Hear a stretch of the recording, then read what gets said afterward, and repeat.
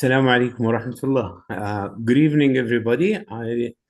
In behalf of Gulf Association of Endocrinology and Diabetes, I'd like to welcome everyone in this new webinar. This webinar tonight is going to be of different tone, where we are going to talk about innovative therapeutic strategies in type 2 diabetes management. This is meant to be an scientific content where we are going to learn few things, how we should approach people with type 2 diabetes. And again, this is a very important opportunities, since we have got an experts who could answer most of our queries. Now, I would like also to take opportunity to invite all of you to be a member in Gulf Associations of Endocrinology and Diabetes. So you can scan this barcode, and I would encourage every one of our colleagues to be a member of this for the advantage that we are going to have. Again, I'm going to invite and encourage everybody to follow the social and digital channels of the association. So this is your association, and we would like everyone to participate in this. Tonight's webinar is entitled with Innovative Therapeutic Strategies in Type 2 Diabetes Management, which is sponsored by Eli Lilly medical company. So in this, I would like to extend our thanks for Eli Lilly for sponsoring this webinar. Tonight, we have got an excellent faculty and experts where they are going to tackle different aspects of managing people with type 2 diabetes. Initially, we would start with Dr. Muhammad Milad Ismail, who's going to give us a deep dive into type 2 diabetes guidelines and the position of emerging therapeutic options, which is followed by Dr. Tariq Fayyad, who's going to talk about the challenges, the real-world challenges in type 2 diabetes management, and defining and redefining the comprehensive diabetes care. Again, we are going to be joined by Professor Steve Payne, who's going to talk about advancing type 2 diabetes management and the role of tirzepatide in that. Then we would open the floor for your questions and comments, where we are going to have a panel discussion at the end of this. So I would please ask everyone to submit your question in the section of Q&A. We are going to address this during the panel discussion. Now, without further delay, I would ask the first speaker and expert, Dr. Muhammad Milad Ismail, who's a consultant endocrinologist at Tuam Hospital, and he's an assistant professor, College of Medicine and Health Science at UAE University, who's an expert in type 2 diabetes, who has spent more than 35 years of his career being very much interested in medical education and training, where he has supervised many of people with PhD and others. Dr. Ismail is going to talk about a deep dive into type 2 diabetes guidelines and the position of those emerging therapeutic options. So please, Dr. Muhammad, the floor is yours. Thank you very much, Dr. Saud, for the nice introduction, and thank you very much, colleagues, for this opportunity to join you today to talk about this very important and interesting topic. Can I just confirm that you can see my yes, my desktop? Thank you very much. Right. So today, my task is to talk to you over the coming 35 minutes, try to dig deep into the different mainline diabetes clinical guidelines and see how we can position the emerging diabetic, the emerging new therapies. So this is my agenda. I'm going to mention very briefly the burden of type 2 diabetes, which I'm certainly you're aware of. I'm going to talk about the global burden, but also talk about the prevalence in our region, specifically talking about UAE prevalence. Then, because the guidelines now position management of obesity and weight quite centrally when it comes to treatment algorithms. I'll show you some evidence how BMI drives the burden of type 2 diabetes. Also, then I'll go through the available treatment algorithms. I will concentrate on ADA 2026, the latest iteration. Then I'll talk about NICE 2026, which is the latest update since 2018. I'll talk about ACE, and also I'll mention the latest consensus from EDS. I'll supplement that with the evidence that was used by various agencies to produce their evidence. Then we'll talk about the specific emphasis behind the cardiorenal protection and specifically the gaining momentum behind the cardiorenal syndrome and its central role in the cardiac complications. And we'll mention a few minutes talking about the novel and emerging therapies, and then try to put all of that in practice. So what is really the current burden? From, as you know, from the Atlas of IDF in 2025, that's a map that shows the current global estimates in people aged 20 to 79. And if we zone in our region, you see that there is an expected significant rise of prevalence of diabetes in our region from comparing 2024 to 2050. So diabetes is a major health issue globally, but is more so in our region. If we home in to the available data, this is data from Dr. Al-Awadi and her colleagues, and this is a survey that was conducted, and it shows that diabetes, as you would expect, is rising as the age rises, and it is quite significant problem. And globally, it constitutes a prevalence of about 14%, in UAE nationals up to 20%, and expatriates about just under 13%.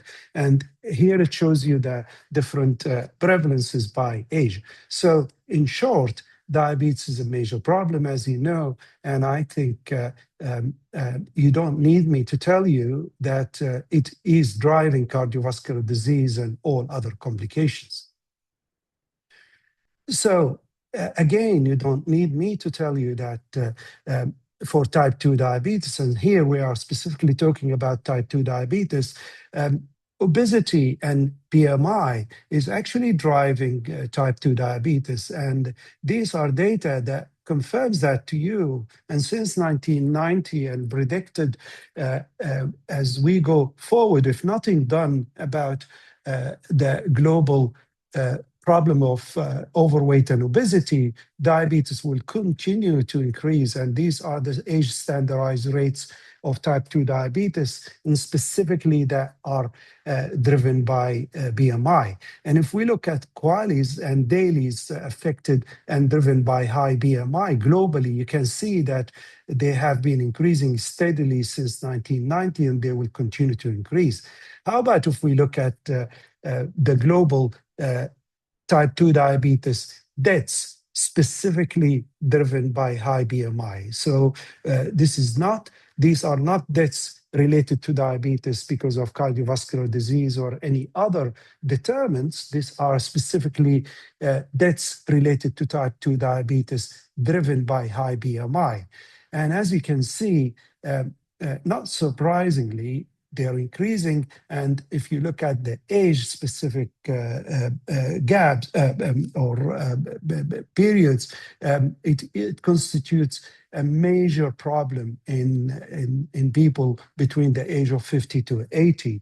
And also, if we look at the type 2 diabetes dailies caused by high BMI, again, this is significantly driven by BMI. So what we can conclude is that obesity and overweight is a main driver for type 2 diabetes. I think you knew that, but the evidence just confirmed that. So let's just go through the various treatment algorithms and see what have changed, and let's see what are the similarities and what are the differences, if any, in between those guidelines, starting with ADA 2026. I'm sure you've seen this and you've studied this very closely, and I'm here concentrating on the pharmacological treatment algorithm. And what have changed clearly is that now it is complication-centric algorithm. So if the goal is cardiovascular and kidney risk reduction, it is very tier centric. To tell you specifically, it has gone away with the specific recommendation of giving everybody metformin. Metformin is still a background treatment and suitable for everybody, but you need to think about your patient, what you are actually trying to achieve. If the patient has already developed atherosclerotic cardiovascular disease, or they had already shown evidence of heart failure, or they have CKD, then the recommendations are completely different. I'm not going to read everything here, but you can see that the emphasis is based on the predominant complication. If the goal is achieving and maintaining weight and glycemic goals, then it's very clear if the weight is the main driver, then one needs to choose agents that has been shown to be very effective in controlling weight, namely GLP-1 receptor agonists with significant impact on weight, like semaglutide, tirzepatide, and others with intermediate effect, like SGLT2 inhibitors. And drugs which have no effect on weight are driven down into the algorithm. So they're still available, but they're not favored in the algorithm. How about if we look at NICE 2026? I think people who uses NICE, I know you will say that this is quite complex. We're gonna go through it one by one, but I think people who have been used NICE and used to NICE, they will say that this constituted a significant shift compared to the previous iterations of NICE recommendations for managing type 2 diabetes. Why is that? Because this is now clearly tiered into 7 tracks, and it is very specific in its recommendations. So let's go through them one by one. So for patients who have no relevant recommendation, it is NICE is very clear in its recommendations, recommending modified release metformin and only modified release metformin plus SGLT2 inhibitor. And this is what differentiates NICE from ADA. So they are very quite prescriptive, and I think there are reasons behind that we're going to talk about in a few seconds.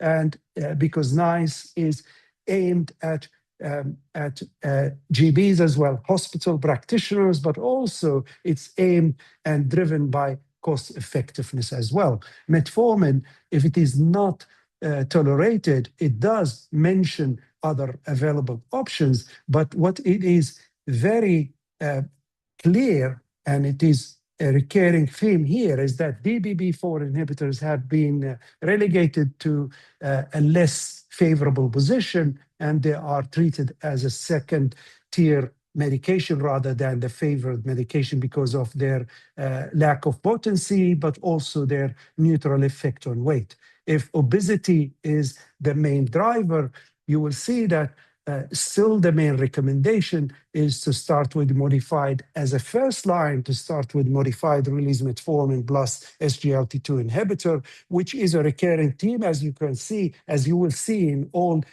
main tracks. But also here it will specifically says further treatment options, and specifically indicates that GLP-1 receptor agonists with significant impact on weight, and it mentioned for the first time tirzepatide if it's not already has been prescribed. And as you can see here, down below, it clearly says that sulfonylureas are less favorable for this group of patients. When chronic kidney disease is the major issue, again, if the eGFR is more than 30, still modified release metformin plus SGLT2 inhibitor is the main option, but it will specifically indicate that if eGFR drop below 30 and still above 20 here, it differentiates from ADA by specifically indicating that dapagliflozin or empagliflozin, not canagliflozin. And there is evidence that is cited in NICE 2026 behind that recommendation. So if we go to early onset diabetes that happens before the age of 20, the same recommendations still persist. And if we go to heart failure, here SGLT2 inhibitors are the main agents. And you can see here DPP4 inhibitors are favored as a second option of treatment. And this is probably this will be brought in our discussion as a point of weakness, but there is some justification in the evidence behind the recommendation in NICE 2026. Atherosclerotic cardiovascular disease, very in line with ADA and ACE and other international guidance, modified release metformin plus SGLT2. Here, NICE distinguishes itself by recommending triple medications, triple treatment from the get-go. So as you can see here, it says modified release metformin and an SGLT2 inhibitor and a subcutaneous semaglutide up to 1 milligram per week. And this is not the same recommendation elsewhere. And clearly it says that pioglitazone should be avoided if possible, if patients specifically are worried about weight gain or fluid retention. For frailty, this is very similar to what ADA says, and it calls for individualizing targets and avoiding overtreatment. What about ACE? ACE has two main algorithms. One very similar in its concept. It talks about complication-centered glycemic control. And here, as you can see, it sets very clearly that, and this is different from the two other guidelines. It says if the HbA1c is above 1.5% above the individual target, it calls for starting two agents straight away. And then it goes to divide patients in a very similar way to the other two guidelines. But what's not similar here is there is a hierarchical starting medications. So what you see at the top here, SGLT2 is the first option, and the bottom two options are the second options of treatment after you try the first option. Likewise for CKD and for people with ASCVD or high risk of for ASCVD, and for patients who had already stroke with TIAs, and patients with MASLD, which is not mentioned in NICE 26. But also ACE, very similar in some sense to ADA, but also to NICE in its track that deals with newly diagnosed patients. It gives another algorithm for managing glycemic center control algorithm, and without really taking too much time here, so it gives specific guidance dealing with severe hyperglycemia, people with at risk of hypoglycemia, as well as people with overweight and obesity, but who have not developed any complications yet. And what I like about this this approach is that it gives you the less preferred options and the cautions that you need to avoid. For example, here, people with lack of access or reduced access due to cost, it gives you what are the less preferred options for them. Our region, EDS, produced in UAE, produced a consensus statement. It doesn't elevate itself to a guidelines, but it is a consensus statement which is really very clear and very aligned with the international guidelines. And it is 4-tier system that is aligned to toward protection and reduction of cardiovascular risk factors. So what is the evidence behind these recommendations? I'm just going to show you these very quickly in sake of time. What I've done here is tabled all the evidence for GLP-1 agonist agents from the cardiovascular outcome trials regarding the MACE. And as you can see here, some of them were non-inferior and some showed superiority.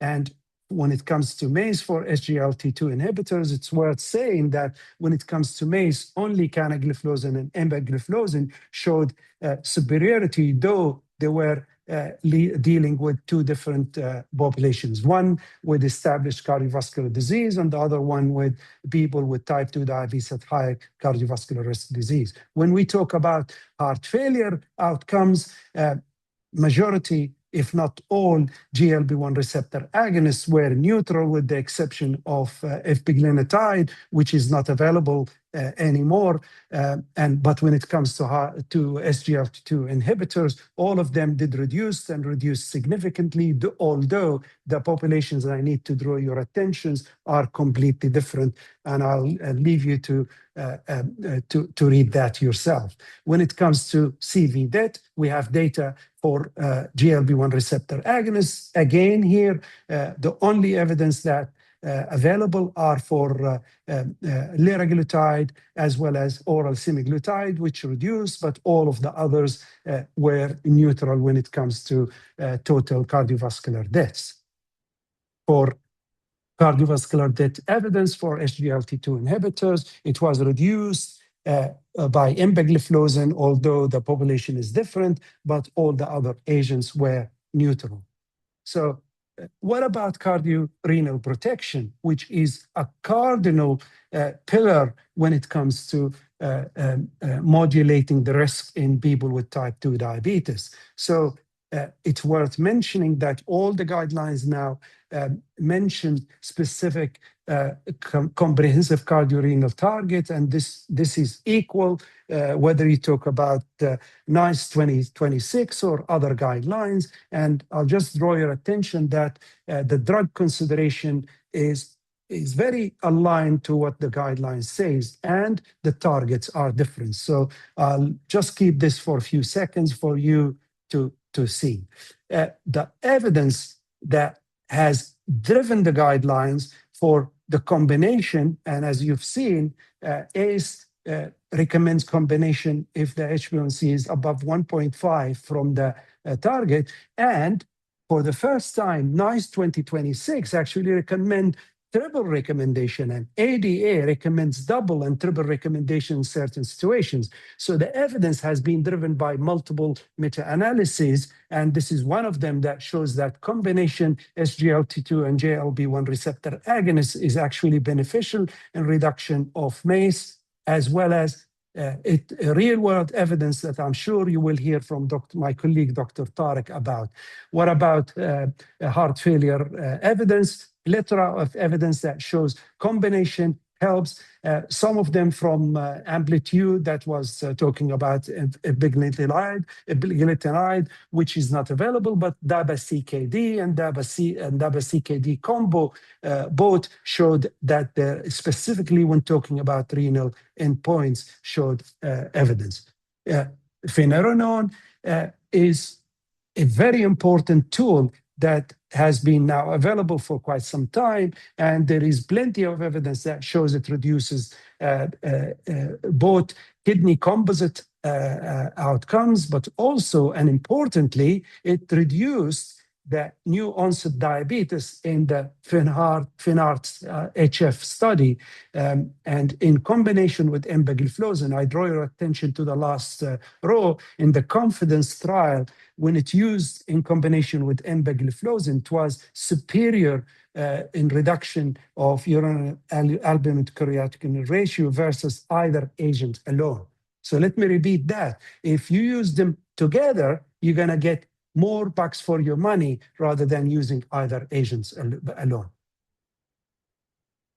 I think you are aware that heart failure is a main driver of cardiovascular mortality, but also morbidity, and it needs to be identified and differentiated because the management is different. So here, what I've done, I've just showed the evidence, what we have right now for heart failure reduced compared to heart failure with preserved ejection fraction. So we have evidence that both empagliflozin and dapagliflozin from EMPEROR reduced and DAPA HF good for reduced, but only empagliflozin when it comes to SGLT2 inhibitors was effective when it comes to heart failure with preserved ejection fraction. The good evidence also for GLP-1 receptor agonists for preserved ejection fraction.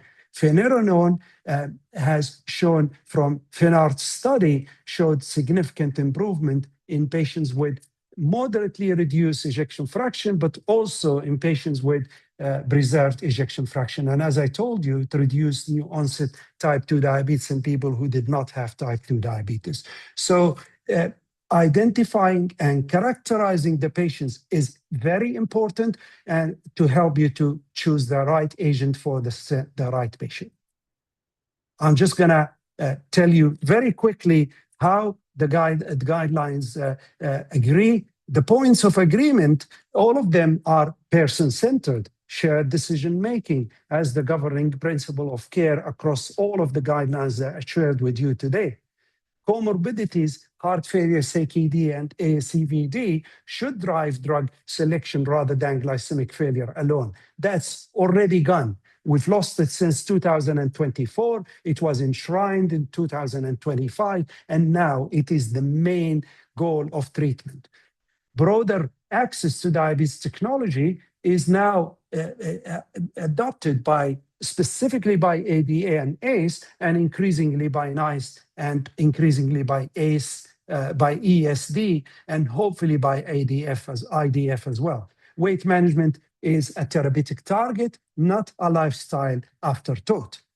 So I'm just going to repeat this. It's a therapeutic target. We have to set a target and agree it with a patient to achieve it when it comes to weight, because of the evidence that showed you. Diabetes is driven by weight, so we need to treat that weight. Individualized glycemic targets rather than a single population HbA1c. We knew this for a very long time, but we need to enshrine it. Where the guidelines differs is significant. It's only NICE 2026 sets explicit quality threshold of 20,000 to 30,000 per quality gained.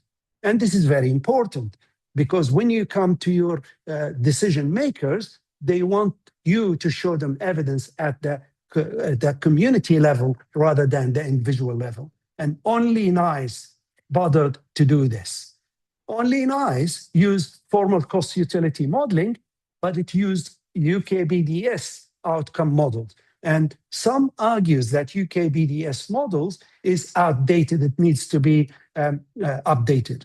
Only NICE 2026 used cost-effectiveness evidence determining drug inclusion, and that cost-effectiveness based on the cost acquisition within NHS. So that probably would not be the same for every single health system, but it can be adopted to every health system.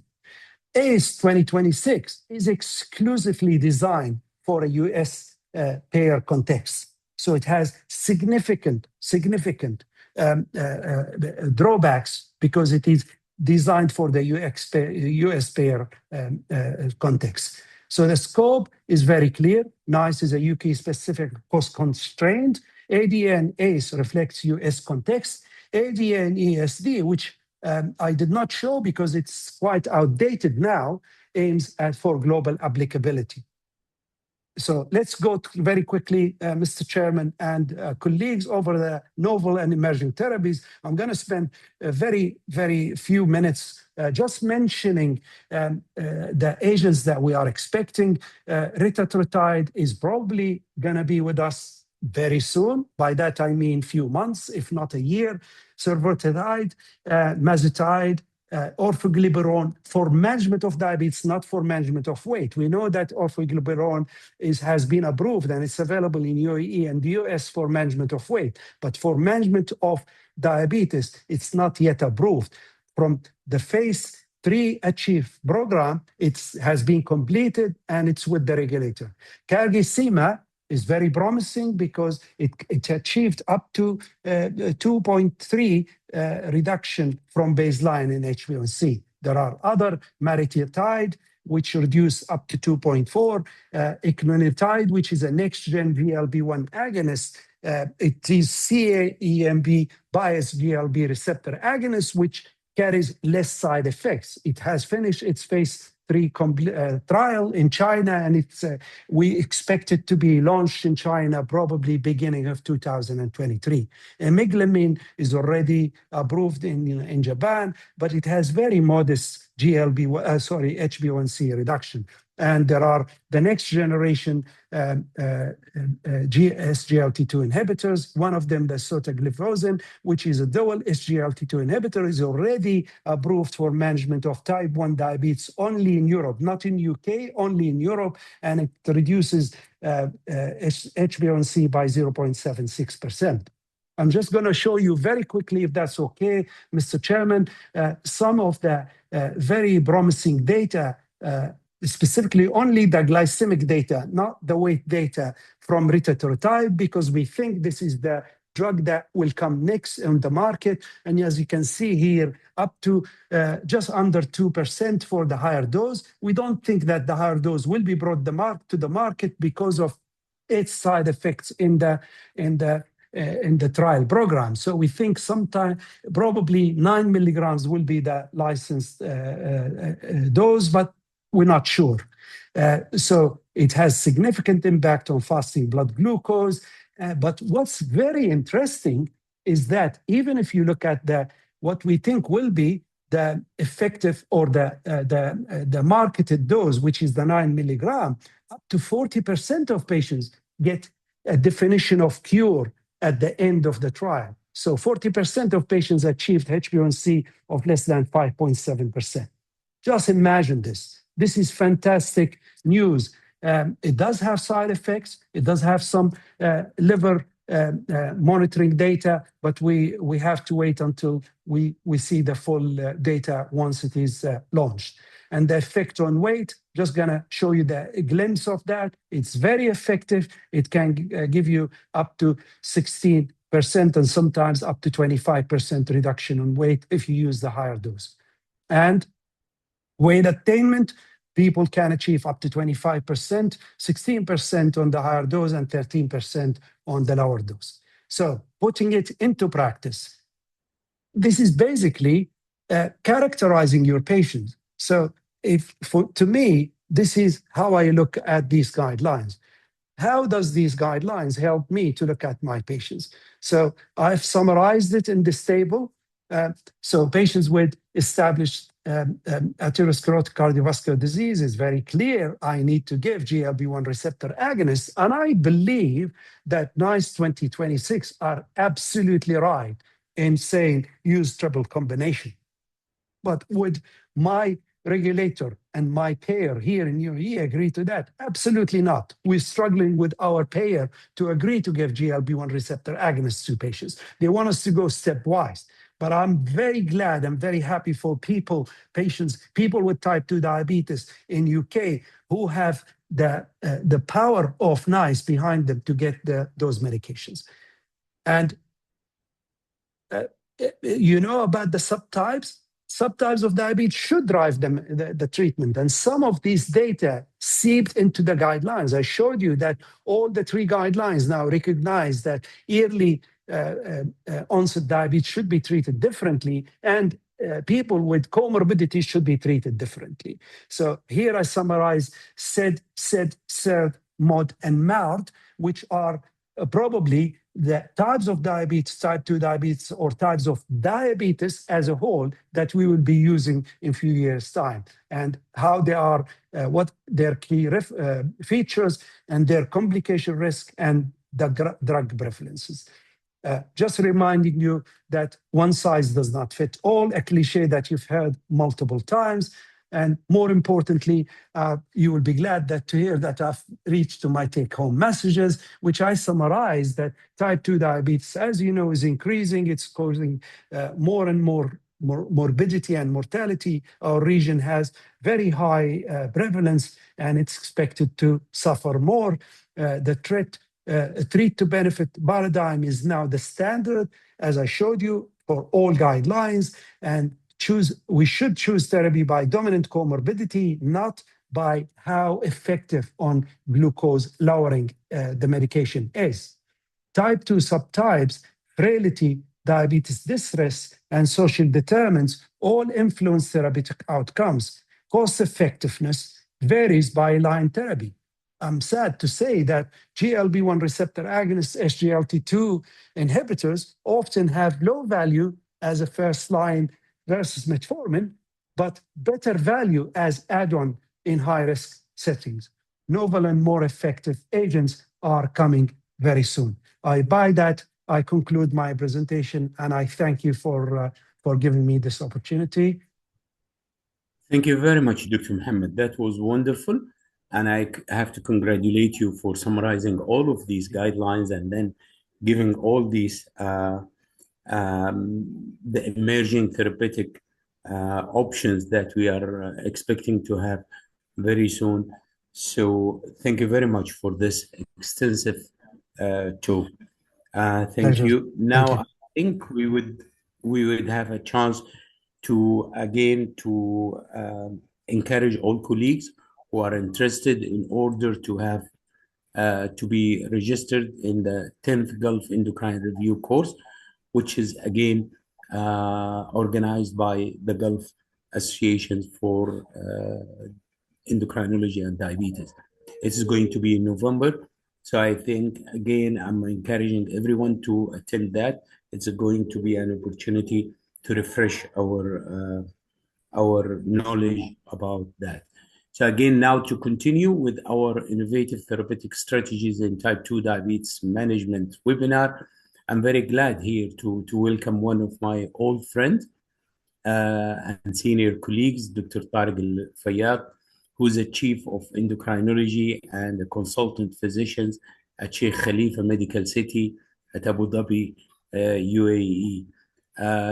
Dr. Tariq Fayyad is a well-known figure. He has been publishing more than 150 publications. He has been a well-recognized international speaker and one of the known regional as well as global experts in field of diabetes.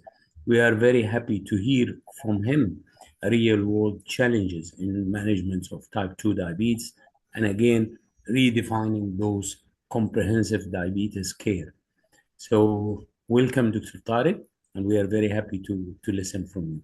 Thank you very much indeed, Dr. Saud, for your very kind introduction. And I'd like to thank GAED for giving us this opportunity really to discuss these emerging and challenging areas in diabetes care. So I was tasked really to review the real world challenges in diabetes management. And I think with every if you like, a new medication, new development, comes the challenges associated with it. And this is what I'm going to discuss with you over the next 35 minutes or so. And so these are my disclosures. and my disclaimer. And really, what I thought of putting is this the real world challenges in diabetes management.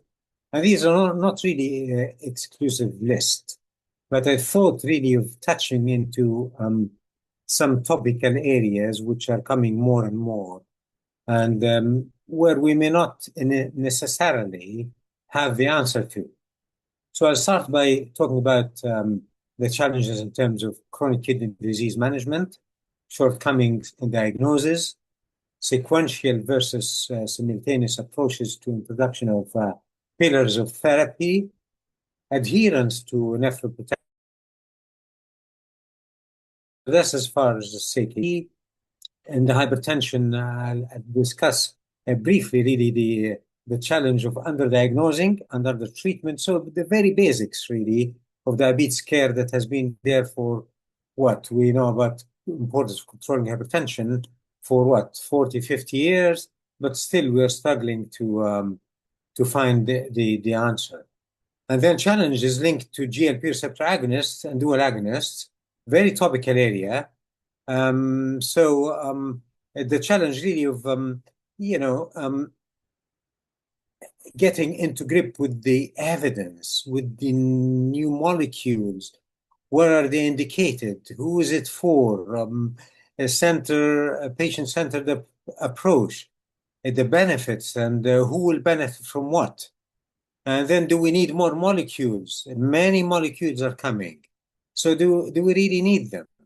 And then I'm going to discuss the adherence, very important. So it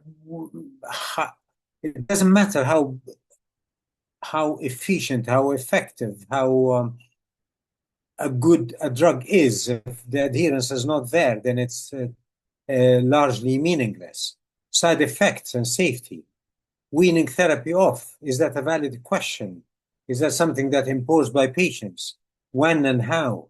Impact of access restriction on outcomes of patient, nutrition, body composition, and I'll spend maybe 5 minutes talking about the body composition, a very topical area, real challenging area we don't know much about. And then finally, briefly, I talk about the challenge of AI-generated health fads, an emerging conundrum, really, when the patient present with some questions that maybe we have an answer to, maybe we don't have an answer to, maybe it's really fictional, questions. So chronic kidney disease management, shortcomings in diagnosis, and I think it's important to know that that we are still not good at diagnosing CKD. We don't have systematic approach to screening. Yes, when we send for renal function, we get automated GFR, but unless we specifically request urine character ratio, we don't get that automatically. So that's something we need to focus on. And this data really would show as few as 5% of adults with chronic kidney disease, stage 3 and 4, are diagnosed. What I mean by that is the results are there in front of the physician, but they don't label the patient as having chronic kidney disease in ICD-10 as a diagnostic finding. So and because of that, there'll be an inertia in implementing the treatment that's needed for those patients. And this is very clearly demonstrated in the REVEAL CKD study, which showed that patients in whom you don't give the label that they have CKD, they're unlikely to receive the nephroprotective therapies, whether it's RAS blockers, whether it's SGLT2 inhibitors, or MRAs. And so we can see that the decline in GFR is very steep, about minus 3.2 ml per minute per 1.73 meters squared per year. But once you diagnose them, then you are better at prescribing. You and your colleagues better at prescribing the RAS blockers, so there's an increase of 40%, better at prescribing ARBs, better at prescribing neuroccorticoid receptor antagonists, and better at prescribing SGLT2 inhibitors. So really making the diagnosis and label the patient as having CKD is a very important area, a challenging area where we're not doing well. Simultaneous versus sequential approaches to treatment, Dr. Mohammed Milad touched into that.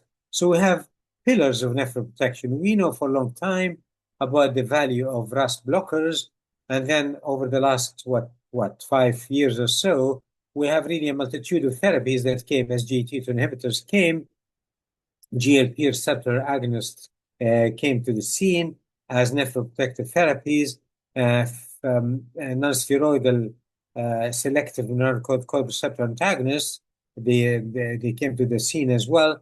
And really the question is, are we going to give them at one go or in a stepwise fashion? So this was really a subject of a study, which looked at this, and it looked at so there's a confidence study. Again, Dr. Mohammed Milad alluded to this study. Should we give them sequentially or simultaneously, finerenone and empagliflozin? What is the safety? What is the impact on ACR? The study really did not go all the way to look at the impact on GFR, because that would take longer time to establish. So what they found is simultaneous introduction of their therapies resulted in additive effect on reducing the urine albumin to creatinine ratio. So that's very positive, because the guidelines will tell us that we need to aim at a reduction in the albumin to creatinine ratio of 30%. So that's achieved with finerenone. It's achieved with SGLT2 inhibitors, but when you combine the two, the effect is additive, and we see superior reduction in the urine albumin to creatinine ratio, which is a very positive indeed. The therapy when it comes to the dip in the GFR, there was more dip in the GFR with the combination of the two modalities of therapy.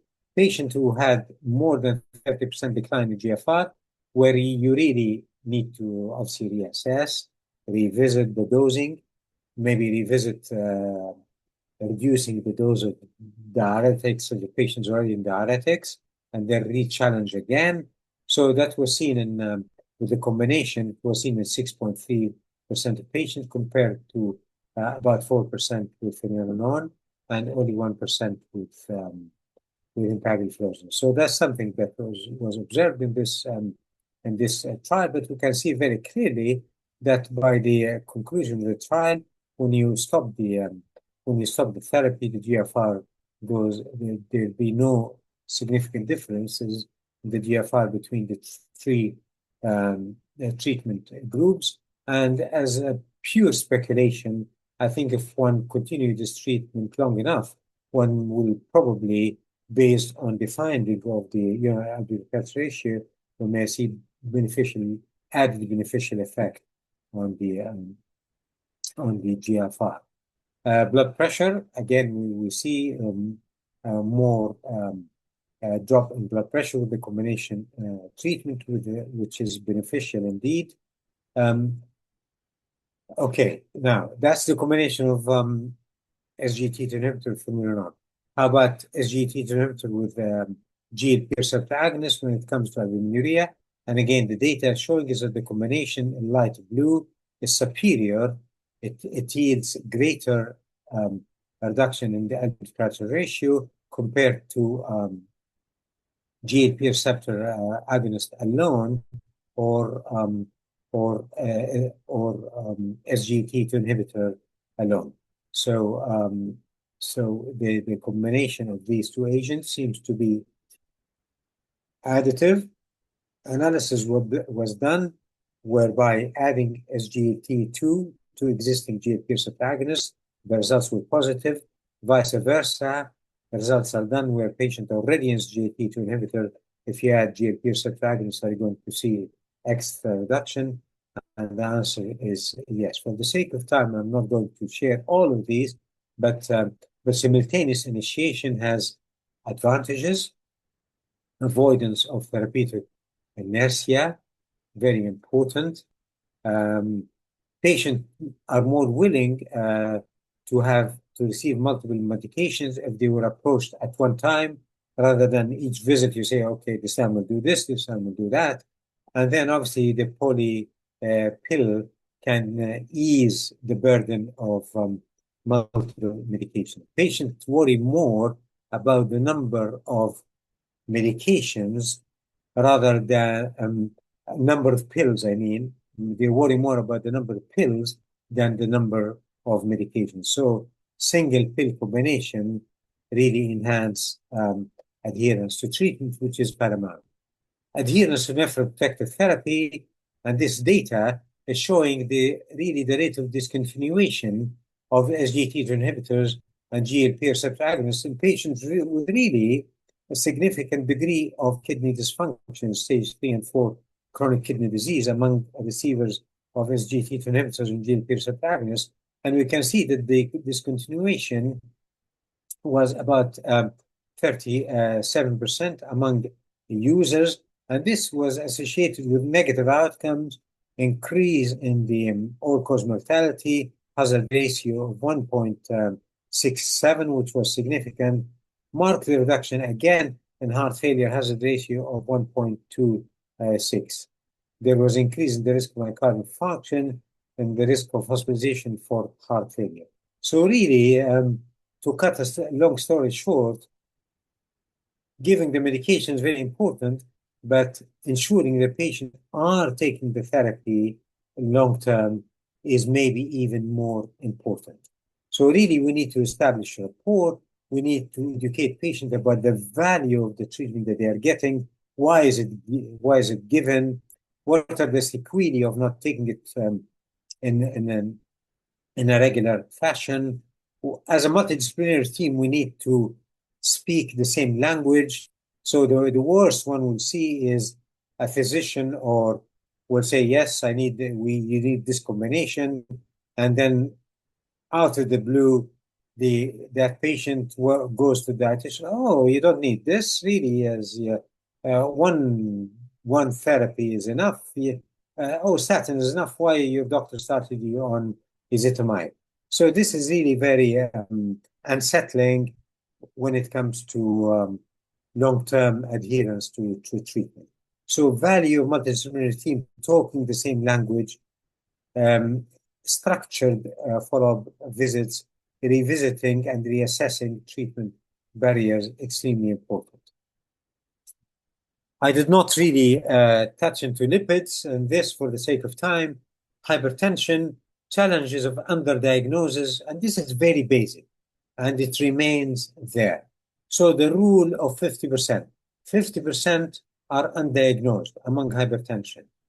And those who are diagnosed 50%, 50% of them are treated and 50% are not treated. And then 50% of those who are treated, only 50% are reaching goals. So at the end of the day, we are talking about 20% are controlled among the population of hypertension in males and equally among females. And this is really something which we need to revisit again and again, because it's an entity that has been there for a long time, and so far we're failing miserably to diagnose and to treat to goal. So again, we are having this issue of giving therapy in a sequential way, giving a low dose and then wait for a while, come back again, and let's test you, make sure everything is okay. And then we raise the dosing, and that will raise concern about the patient or doctor's getting me, maybe the medication is not safe. And then the patient will miss the appointment, and God knows when is their next appointment, another 6 months, 1 year. And really this results in suboptimal outcomes. So 2025 American Heart Association ACC guidelines came with the recommendation that in stage 2 hypertension, 140/90, 2 agents at the same time. Or if the patient is having stage 1 more than 130 and they are high risk, with diabetes, let's say, give 2 therapies lower doses or combined therapy. So single pill combination, because that will result in greater blood pressure reduction and greater cardiovascular risk. And then if that doesn't control, give triple therapy at half the standard dose. Again, superior cardiovascular risk reduction compared to this alternative approach, step approach, which is still practiced very widely. So small dose of one therapy, and then you wait. Blood pressure reduction is very small. Cardiovascular risk reduction is small compared to this approach. And then it fails. Give higher dose of a monotherapy, minimal blood pressure reduction, cardiovascular risk reduction is half of that achieved with this strategy.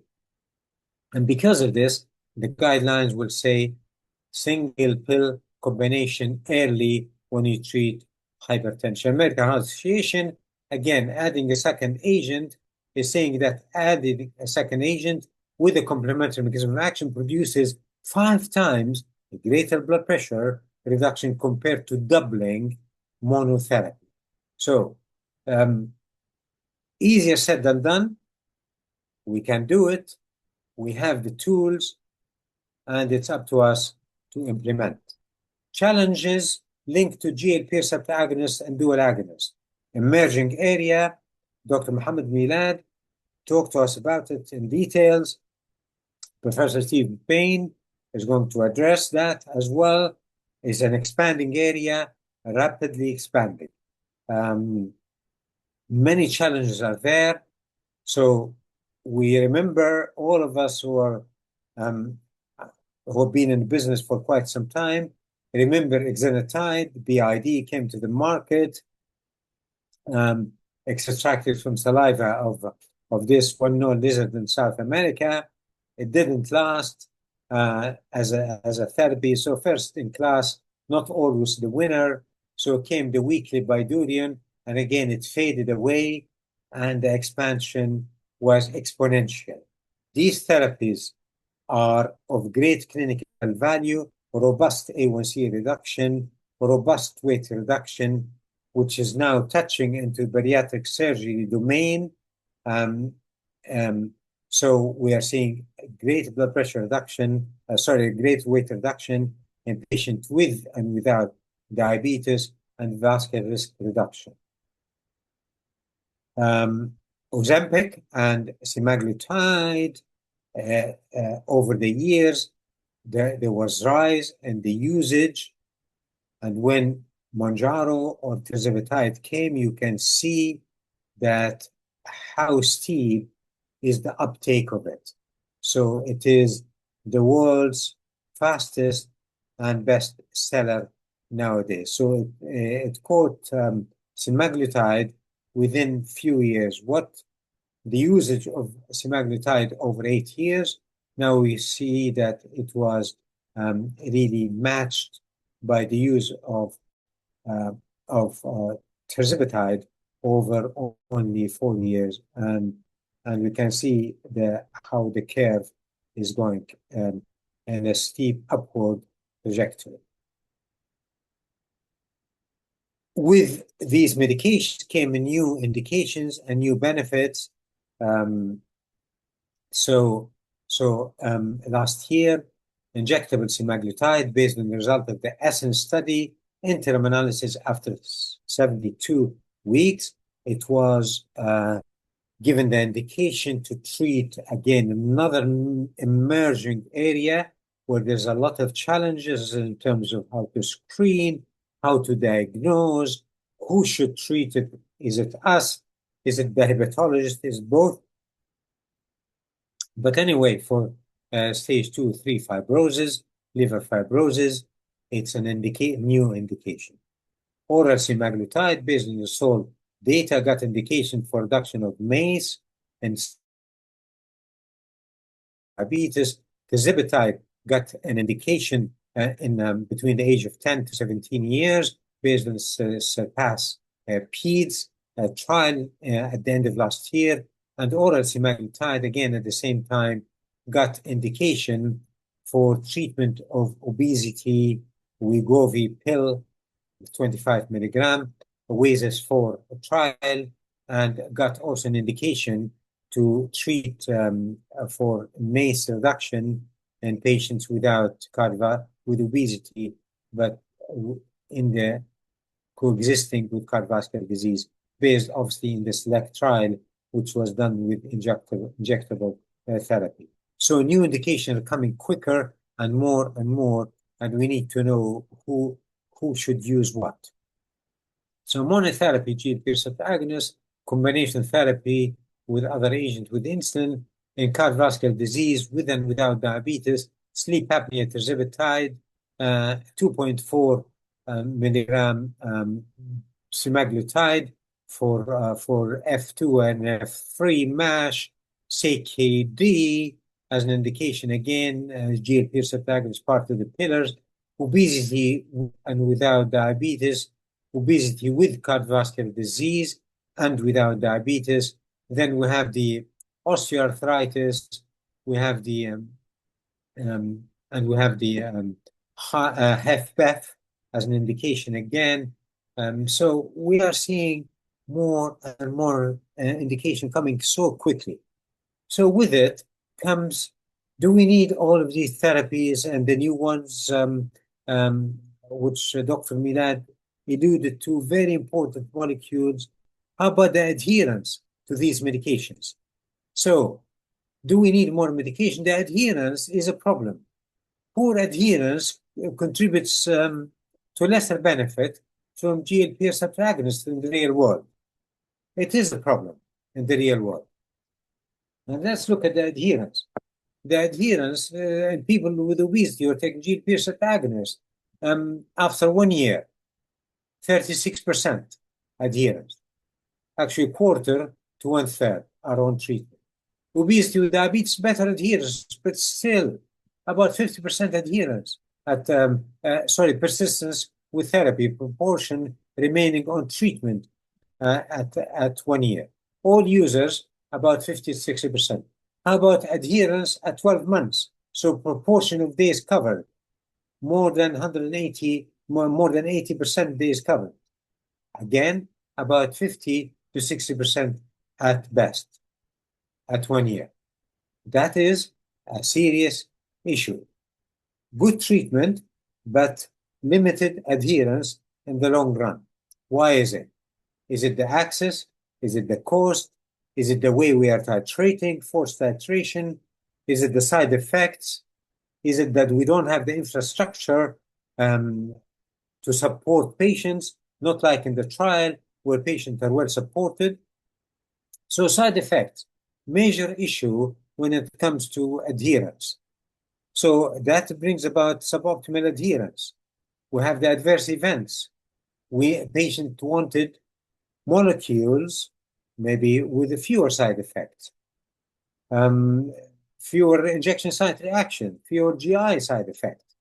We have the nausea and the vomiting, important side effects. Imagine if we get nausea only for a few hours, how miserable we feel. We need motivational interviewing. Not to say, yeah, you're not going to get the nausea, but is the nausea worth it when it comes to reducing the MACE, when it comes to reducing the HFpEF, when it comes to delaying kidney disease? So this is really the benefit harm ratio, and whether patients are going to take on board these recommendations. Diarrhea and the advice that we need to give our patients concerning the fluid intake and the diet, or if they have constipation, the stool softeners, the bowel regimen, and so on and so forth. Dose timing, what's the best time to give it during the week? Is it the weekend? Is it during the week? Rapid loss of weight. Are we going to do something about it? Nutritional needs of these patients, the protein. Do I need protein, doctor? How much of protein? How many grams per kilograms? Is it 1.2? Is it 1.5? Whatever it is.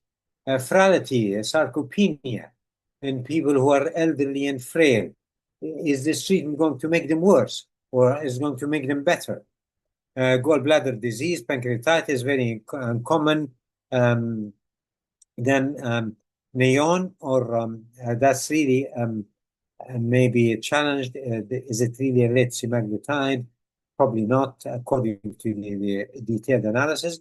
But we should keep that on board. Non-arteritic ischemic optic neuropathy, which cause blindness. Mental health, depression. Some patients reported that low mood, blunted emotions. So all of these we need to deal with it, and there are challenges. More molecules. We need to optimize maintenance therapy. Are we going to give the maximum therapy, or are we going to down titrate? Cost of therapy.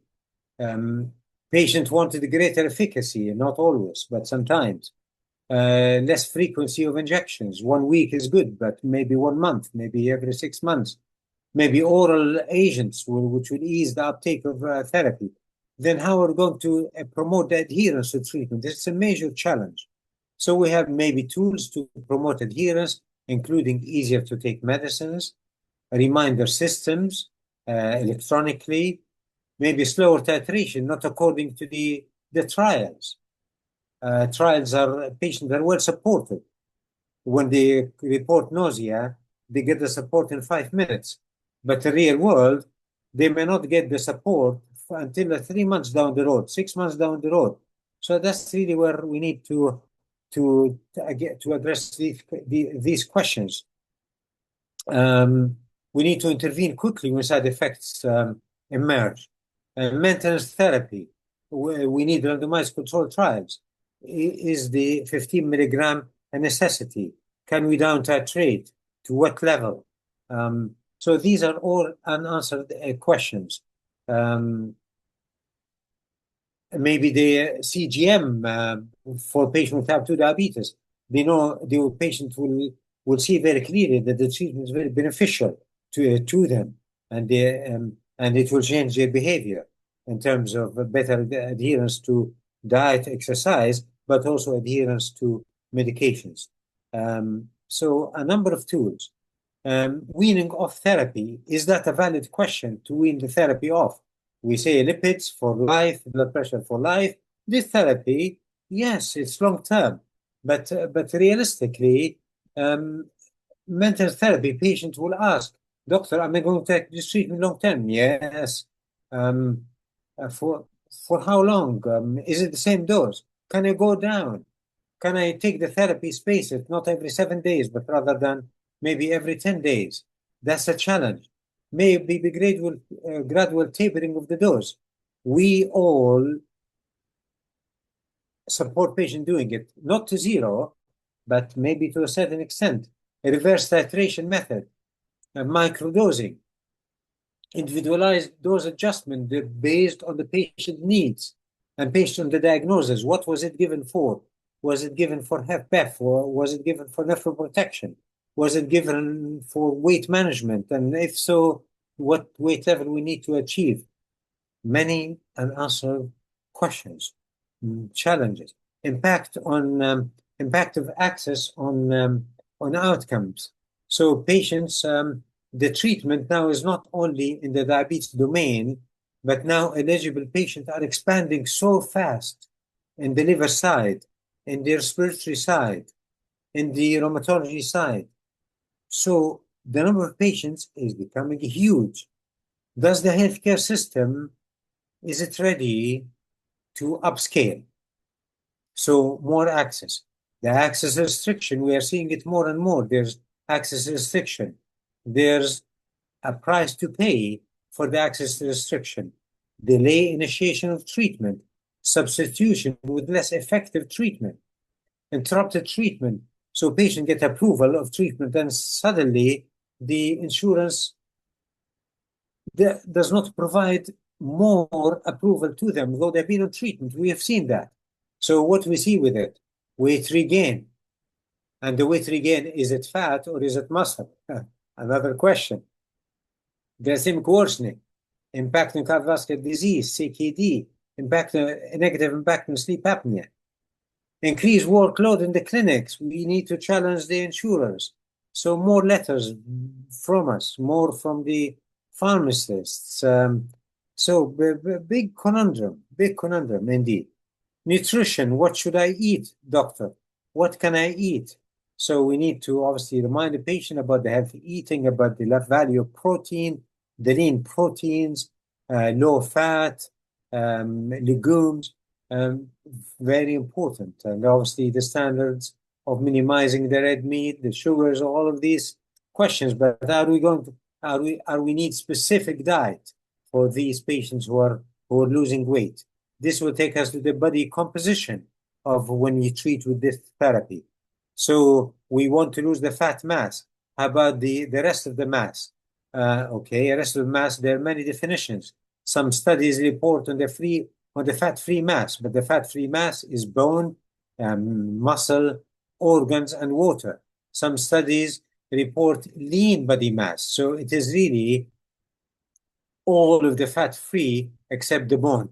And some studies report the skeletal muscle mass, which is the area of a lot of interest. So these therapies, so the fat-free mass would be the total minus the fat, as the name implies. So the lean body fat, take the bone off and the fat off, and the skeletal muscle is really the skeletal muscle mass. Number of certain basics. I'll go through that quickly. I'm very conscious of the time. So number one, when we lose weight, men and women, we lose fat and we lose muscle. So we always lose fat and we always lose muscle. We don't lose fat alone, okay? Regardless of the tool by which weight loss takes place. A relationship between muscle size and muscle strength. There's no relationship between them. So if you go to a bodybuilder will have more muscle mass, but the strength is less than a weight lifter. When he goes to the opposite, then you find that the bodybuilder will have more muscle mass than the weight lifter. So there are differences between the quality and the quantity of the muscle. Then you look at the effect of age. But after the age of 50, the muscle mass decreases, but the muscle strength decreases at a faster pace. And what can we do to keep the muscle strength? Data from GAED peer agonist, we're seeing this retatrutide in diabetes, tirzepatide, cagrisema, semaglutide, all of these, John Wilding data, decrease in the yellow will be the fat and the blue would be the lean body mass.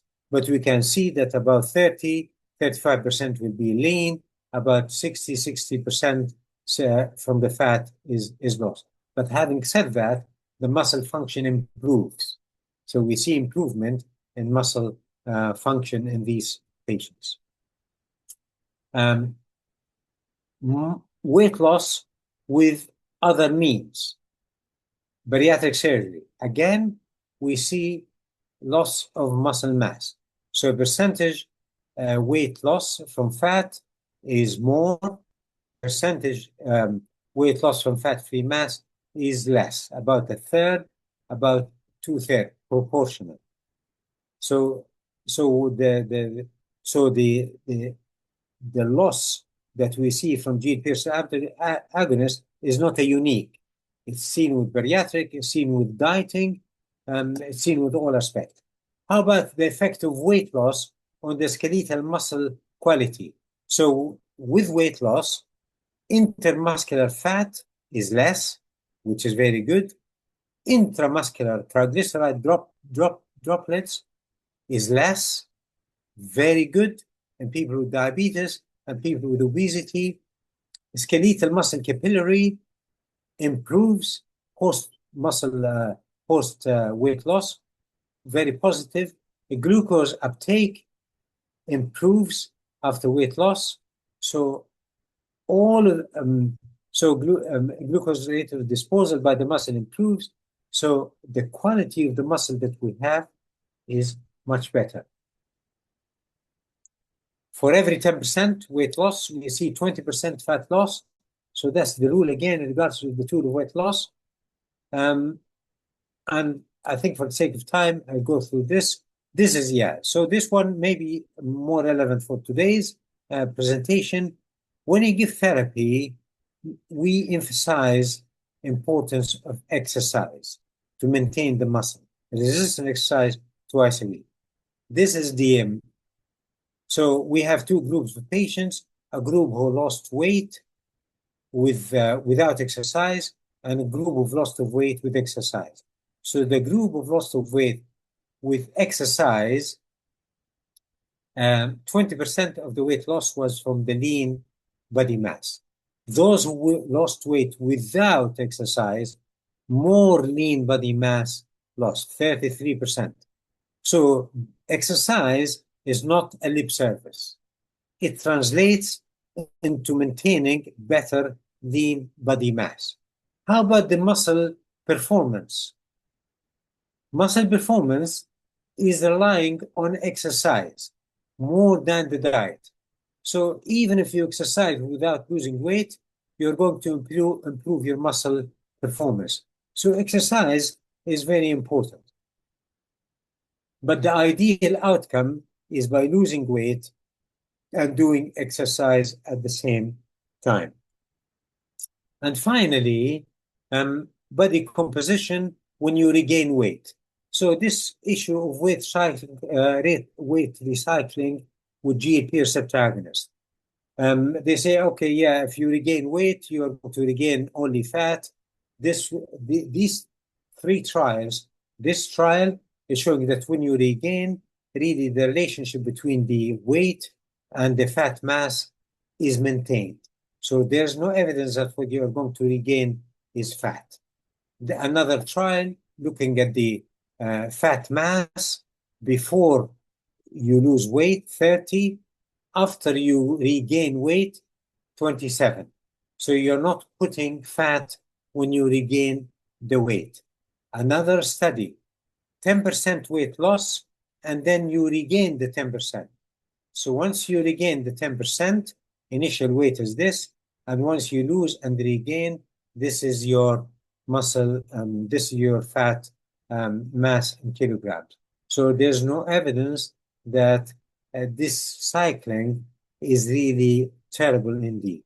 But few studies suggested that maybe that's the case.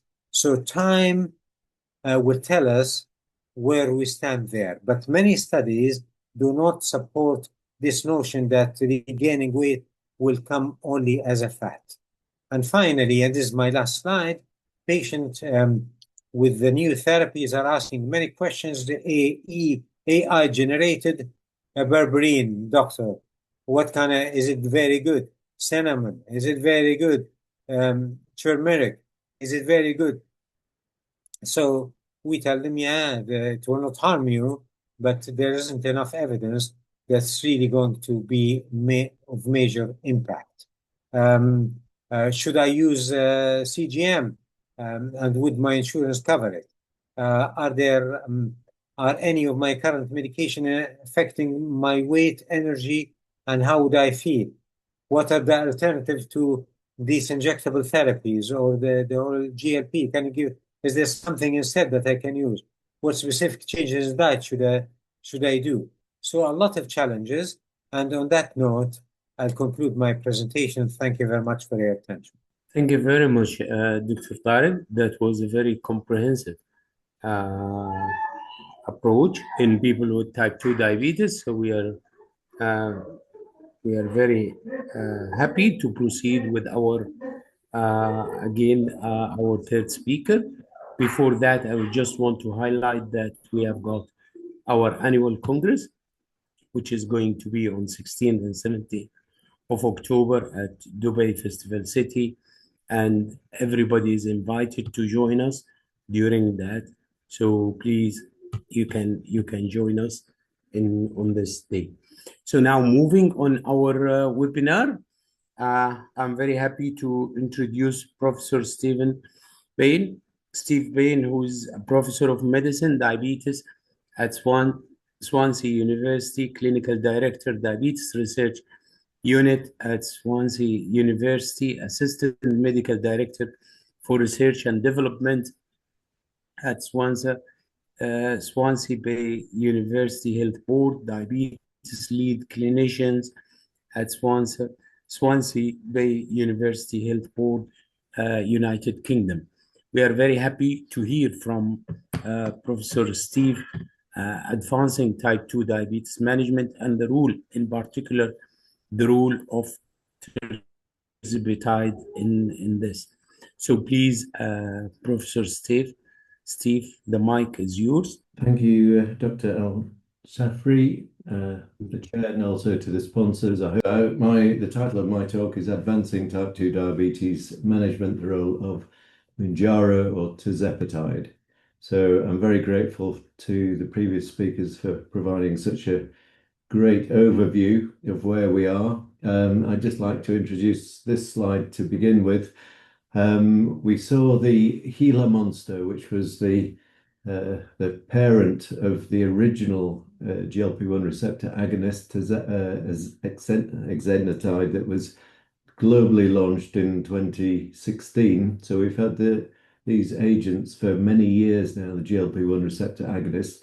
But clearly, the massive drugs that we have in the US, I think it's 10 different classes of agents. In the UK, we've got 8 different classes of glucose-lowering therapies, and yet patients are not achieving HbA1c. You can see the US data that are going up to 2018, showing that half patients are not getting to an HbA1c less than 7 or 53 millimoles per mole, and indeed the rates of overweight or obesity continue to climb.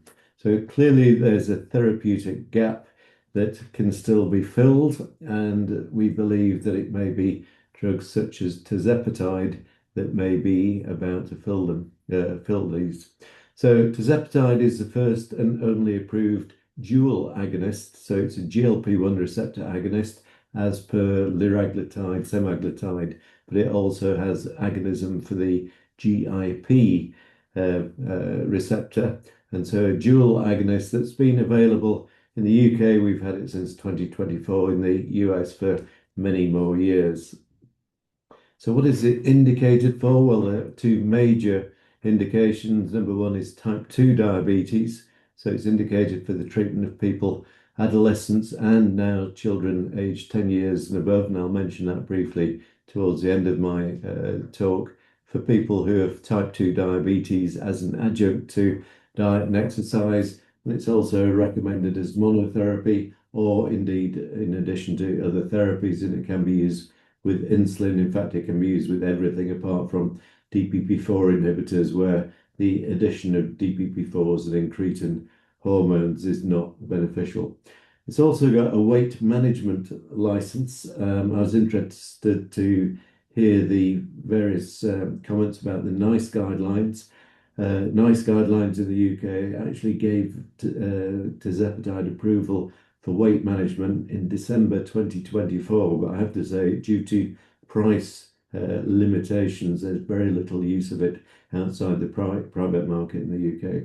But it's recommended as an adjunct to calorie control and lifestyle in people with obesity, which is classified as a BMI above 30, or a BMI above 27 in those with weight-related comorbidities. And I believe there's well over 100 weight-related comorbidities, so the vast majority of your patients will have at least one of these.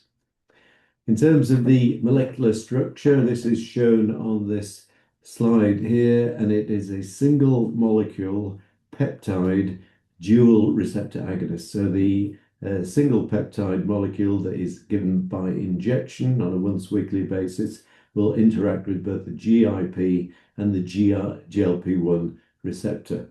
And this is the only agent currently that is marketed that is available that impacts on the GIP receptor.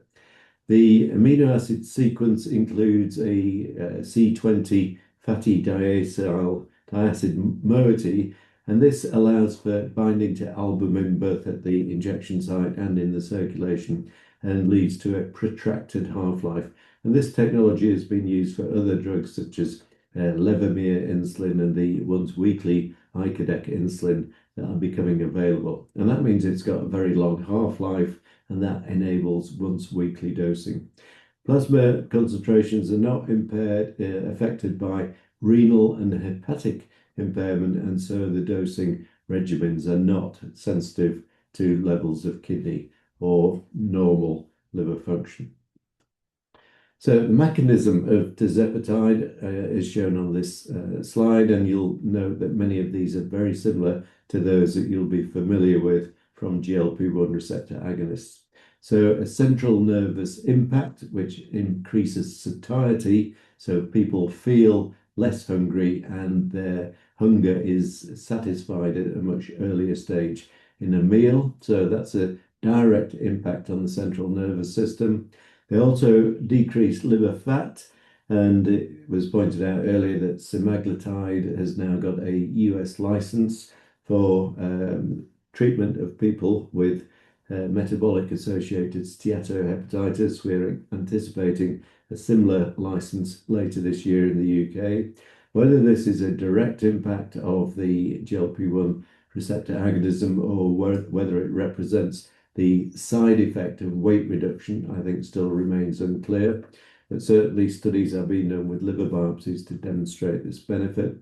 In the pancreas, the well-known incretin effect of an increase in insulin secretion and a decrease in glucagon secretion are well known, and note that these are glucose-dependent effects, which means that as glucose levels fall, the impact on insulin secretion reduces and the suppression of glucagon secretion disappears, meaning that hypoglycemia for this class of drugs is very low when given in monotherapy.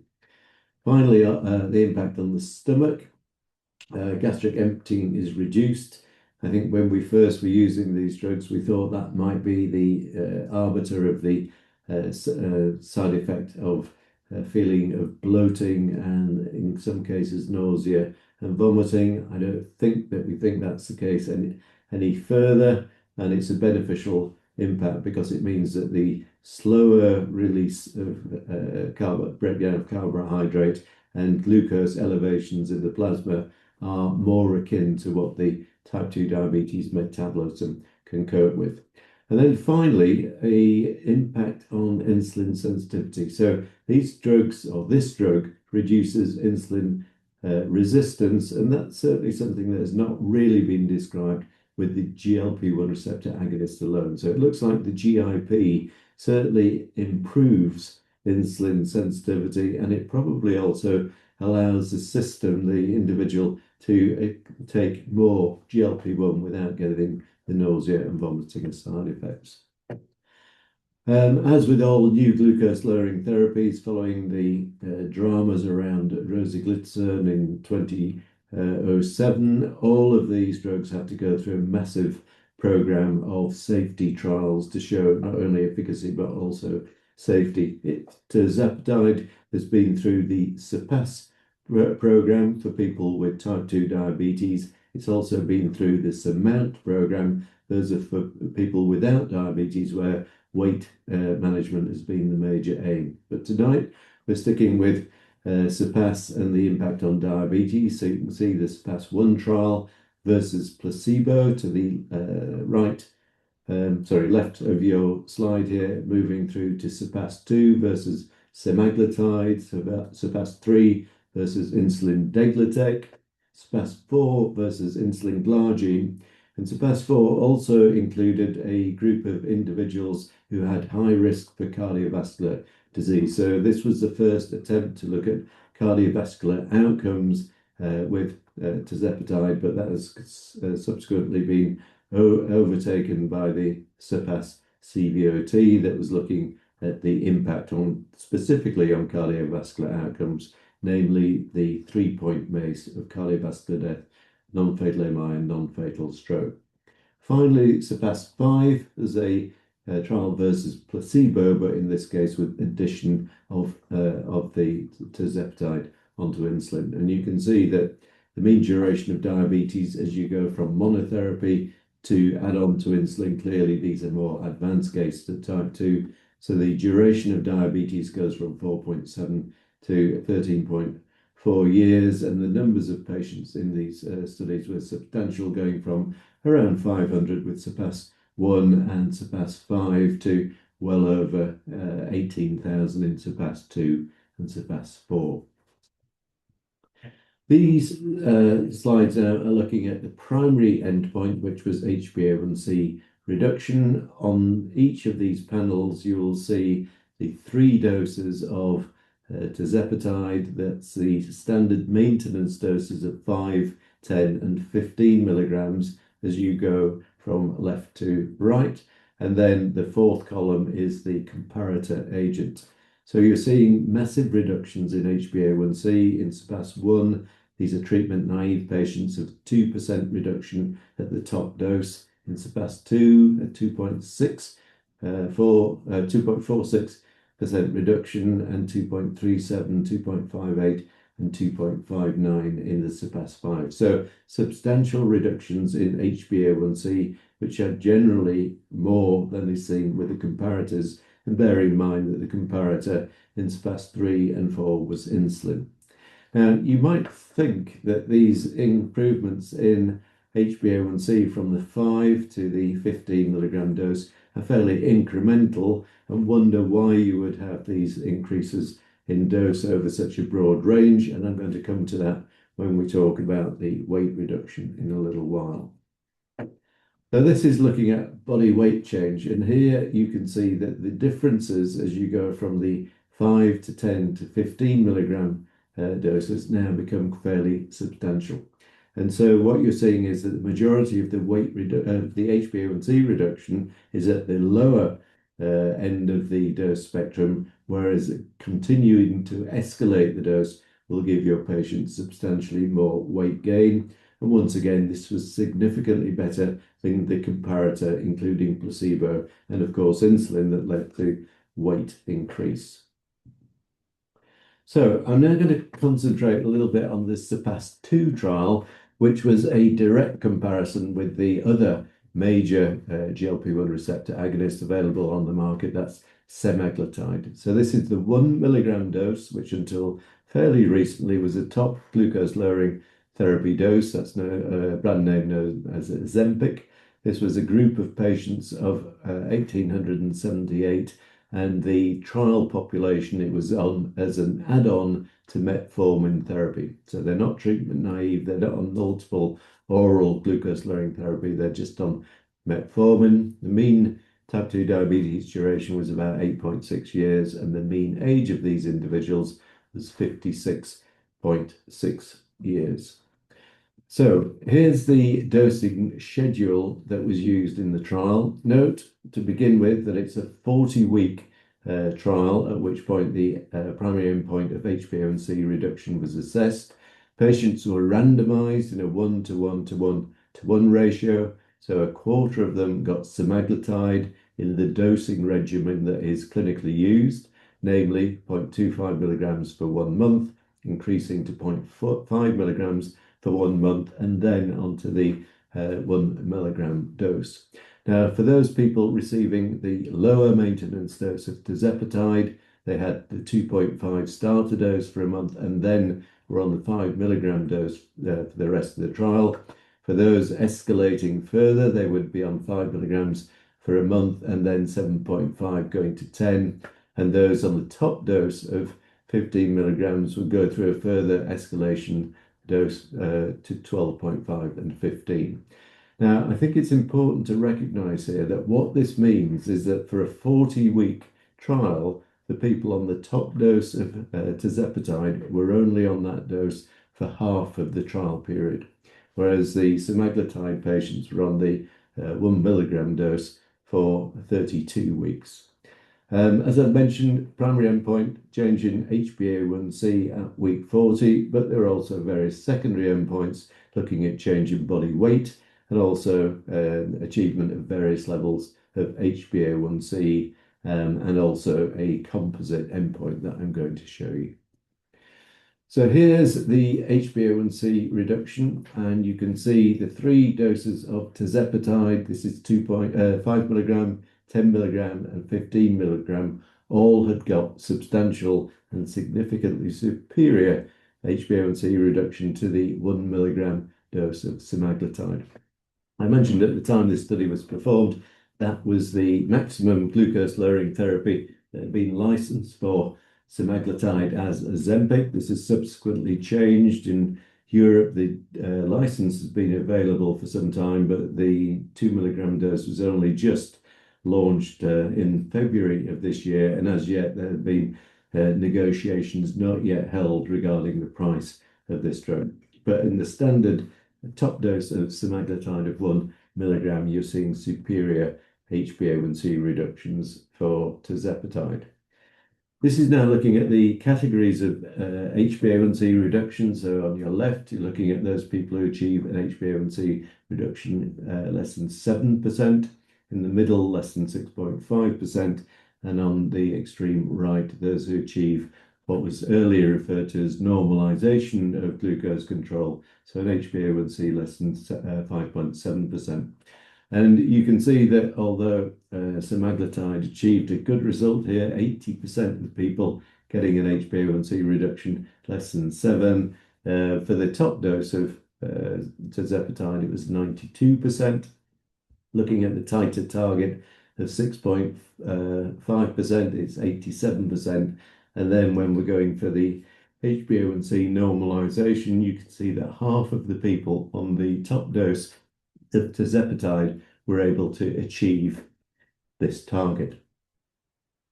Just to point out that those people with the worse HbA1c at baseline actually did better. This has been well described for multiple glucose lowering therapies. So those people with an HbA1c less than 8.5% on the top dose of tirzepatide had an HbA1c reduction of 1.78. But for those with higher starting HbA1cs, you can see the reduction here is over 3% with the high dose tirzepatide. Turning to weight as a secondary endpoint, this is the weight reduction that was seen in the 4 groups. So the dotted line here is the semaglutide 1 milligram with a mean weight reduction at 40 weeks of 6.2 kilograms. But you can see that the tirzepatide weight reduction is higher and gets higher with each increasing dose. And just to go back to what I said earlier, the people on the top dose, the 15 milligram dose of tirzepatide in this study, were only on that dose for 20 weeks of the 40-week study. So a significant weight reduction seen with tirzepatide. This is looking at the various elements of weight reduction. Generally speaking, a 5% weight reduction is seen as significant in terms of metabolic outcomes. This is looking at the 3 doses of tirzepatide and showing that weight reduction more than 5% was achieved by 86% of people versus 58% of those receiving semaglutide 1 milligram. 65% of people achieved a weight reduction greater than 10%, and 40% of people achieved a weight reduction greater than 15%. So significant reductions in weight reduction along with HbA1c.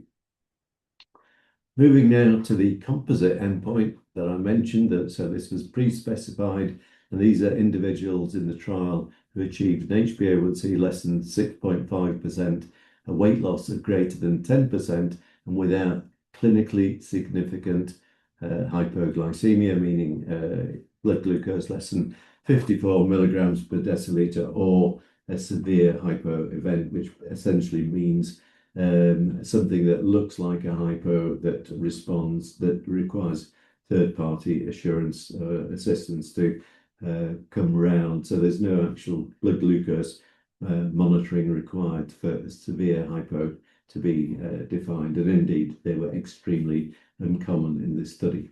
So you can see for this composite of glucose control, weight reduction, and lack of hypoglycemia, 60% of individuals receiving the 15 milligram dose of tirzepatide achieved this, and that was in comparison with 22%, so just over a fifth of those people who were receiving semaglutide. There were, of course, additional benefits beyond glycemic control. So this class of agent, both the single GLP-1s and the dual agents, have been shown to reduce blood pressure. So that was seen in about a 6 to 9 millimeter mercury reduction in systolic blood pressure, which is not dissimilar to that seen with antihypertensive drugs, and also in this case a reduction in diastolic blood pressure, which generally has not been seen with the other GLP-1 receptor agonists. The impact on triglycerides or lipids in general, I would regard these both classes of drugs as being relatively neutral regarding the important lipids, i.e. LDL cholesterol, and bear in mind that the vast majority of these patients are going to be taking a statin anyway, but there's certainly a reduction in the dysglycemia, which is specific to type 2 diabetes, namely the elevated triglycerides, which are brought down by 19 to 25% in association with changes in HDL. And then finally, from the SURPASS-2 trial, a reduction in waist circumference was seen, which I guess for many patients would be seen as a very positive benefit. In terms of side effects, this is again from the SURPASS-2 trial, so the comparison here between the 3 doses of tirzepatide versus a single dose of semaglutide, and the essential message here is that the majority of GI side effects were GI related. That's nausea, diarrhea, vomiting, dyspepsia. Decreased appetite is a slightly odd one, given that's the mechanism of action of the drugs, but you can see that these are generally dose dependent, but not significantly different from those people taking the semaglutide. And basically, in normal clinical practice, you would address these by starting with a low dose, which is part of the treatment regime I'll mention in a moment, but also delaying escalation in those people who experience upset. And I think it's very important to tell people that if they feel nauseated or bloated whilst they're eating, then they should stop eating. Sounds like an obvious message, but people do need to be told that.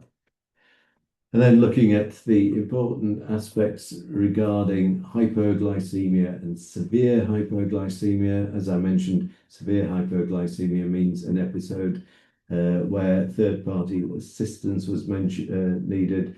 These are extremely rare, and this is on a background of metformin, which also should rarely cause hypoglycemia. So levels of hypoglycemia, as anticipated from the drug mechanism, are low. So you've seen a great deal about guidelines, specifically ADA-EASD, which I think even in the UK most people would regard as the most modern guidelines, but even NICE has now come to take these new agents into account. Interestingly, the NICE updated guideline for NG, new guideline 28, was published in February of this year. In the draft version from August of last year, there were 2 mentions of tirzepatide. In the final version published in February, there were 52 mentions of it. So tirzepatide is definitely impacting on practice. And if you look at glucose lowering here on your left, you'll see that tirzepatide, along with semaglutide, is included in those agents that are regarded as having very high glucose lowering efficacy.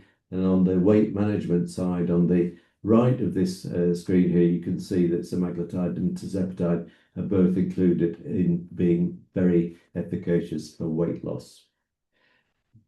Almost to the end, I mentioned that this agent is now licensed for use in adolescents and children. So this was from a study known as the SURPASS-PEDS study that was published in 2025. It looked at 146 children that were treated with the 3 maintenance doses of tirzepatide for 30 weeks. Patients were on a background of metformin plus or minus insulin, and you can see that the 3 treatment groups have substantial reductions in HbA1c, which was the primary endpoint, and this led to the licensing of tirzepatide in younger people. Finally, how do you do it? Well, you start with a low dose so as to minimize the side effects, and the recommended starting dose is 2.5 milligrams per week. This should be then increased after 4 weeks to the 5 milligram maintenance dose.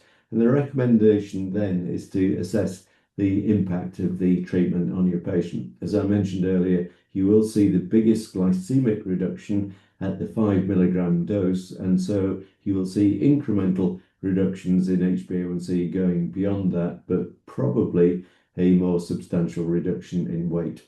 So in terms of titration, it's every 4 weeks as a minimum. So going to the 7.5 and then 10 milligrams, which is the middle maintenance dose, and then the higher maintenance dose is 15, and you would reach that with a 4-week interim of the 12.5 milligram dose. This is a peptide injection, so it comes in a disposable multi-dose pre-filled pen, and certainly in the UK we have to do a separate prescription for needles, but patients are meant to use a different needle each week. They're meant to try and take it on the same day, although there's no reference to food required, and also rotate their injection sites, and if they're also taking insulin, to try and avoid injecting to the same point as the insulin. So I will stop there if that's okay, and hand the screen sharing back to our chair and try to take any questions that you may have with the rest of the panel. So thank you for your attention. Thank you very much, Professor Steve. That was an excellent, and it was really a very wonderful talk. We enjoyed it, and I think I would ask colleagues to join us. So here, Dr. Muhammad, and again, Dr. Tariq, if you can join us. Now, again, a reminder for our audience that if you have got any question or comment, you can post it in the Q&A box. So again, thank you very much for all of you. We went through different aspects of type 2 diabetes management. We went through the different guidelines, the difference and similarity among them, and then we looked into what is the position in the emerging therapeutic options that we have got. And then again, we went into different real-world challenges and the comprehensive diabetes approach in people with type 2 diabetes. And then we have seen from Professor Steve what is the role of tirzepatide in management of type 2 diabetes. So I think now we have got few questions here. I'll try to take them, and then we could move into more of this. Now, let me ask, and this starts with Dr. Muhammad. Now, here there is a question of one of our colleagues, here, Dr. Maher Talas, who's asking about the GLP-1 receptor agonist and dual receptor agonist and the future triple dream for poor countries. So he meant here for reimbursement and how to do with that, because since these seems to be a very excellent options for people, but again, what can we do in order to overcome this? So please, Dr. Muhammad. Yeah, absolutely. I mean, I've mentioned the cost effectiveness and the fact that only NICE guidelines provide some cost-effectiveness assessment of these newer therapies. And it's not only for poor countries. You will be surprised to know that even in California, the state of California have refused to approve certain agents. I'm not going to mention agents by name. And just recently, Australia, the biggest provider in one of the states of Australia, refused to approve one of the agents on the grounds of cost effectiveness. So this is a real issue. So we're facing it, and I think cost effectiveness is being addressed by WHO. How can we deal with it is actually to try and adopt international guidelines or adapt international guidelines to the local healthcare systems. And there is a very useful international group based currently in Scotland, the Guidelines International Network, that works with local countries and different countries. And actually, I think right now there is no less than 116 members. It helps people to adapt, for example, ADA or NICE to your local needs, and then you can take it to your healthcare policy makers to try and convince them. But it is absolutely an issue. Whether more use of these agents will help to drive the prices down, and also more agents on the market will help to drive the prices down and help to improve affordability remains to be seen. I don't think I have a magic answer to this question. I'll be interested to hear from Prof. Bain and Dr. Tariq on this issue. Yes, please. Let's hear again. Yes, Dr. Mohammed made some very kind comments about NICE and the UK earlier.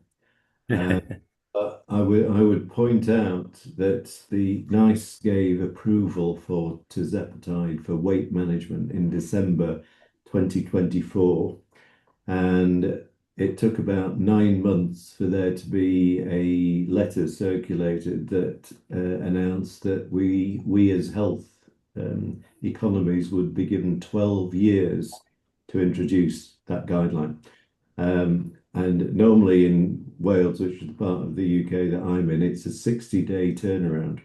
So 60-day to 12 years. And the difficulty is that it makes all of the health technology assessments that NICE do completely meaningless, because in 12 years' time, tirzepatide will be off patent.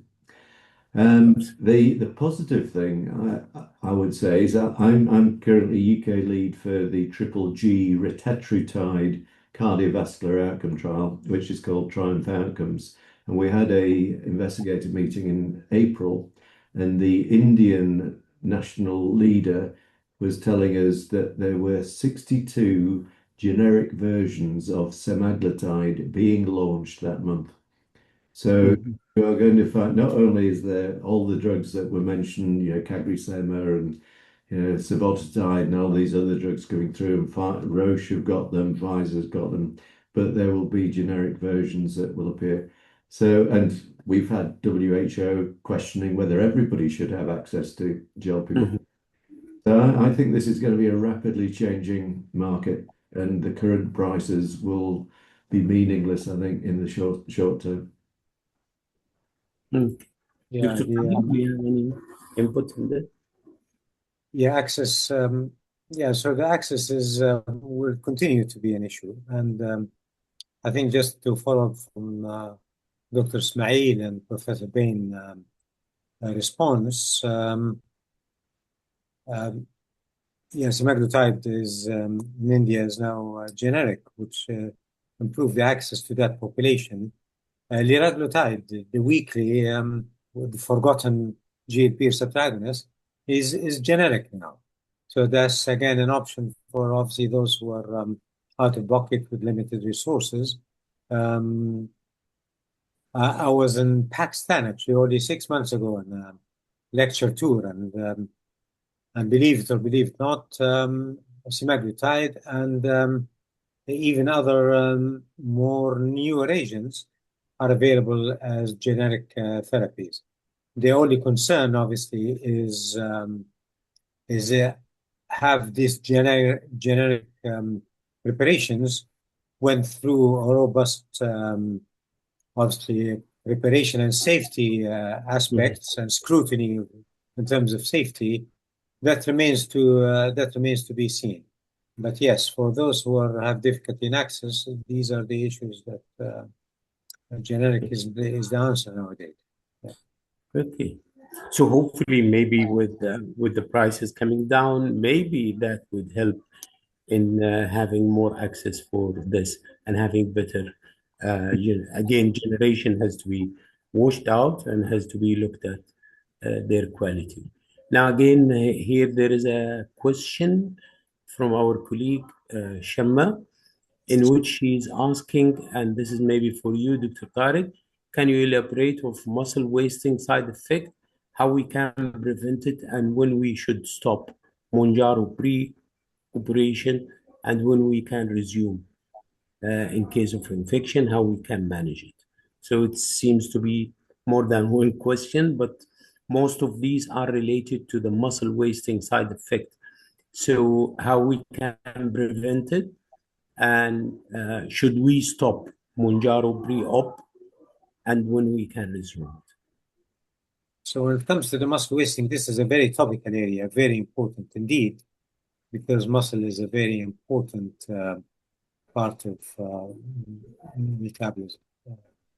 So to start with, as I showed you in the presentation, when you lose weight, regardless of the mean by which you lose weight, whether it's intentional dieting or medications or bariatric surgery, you're going to lose both muscle as well as fat.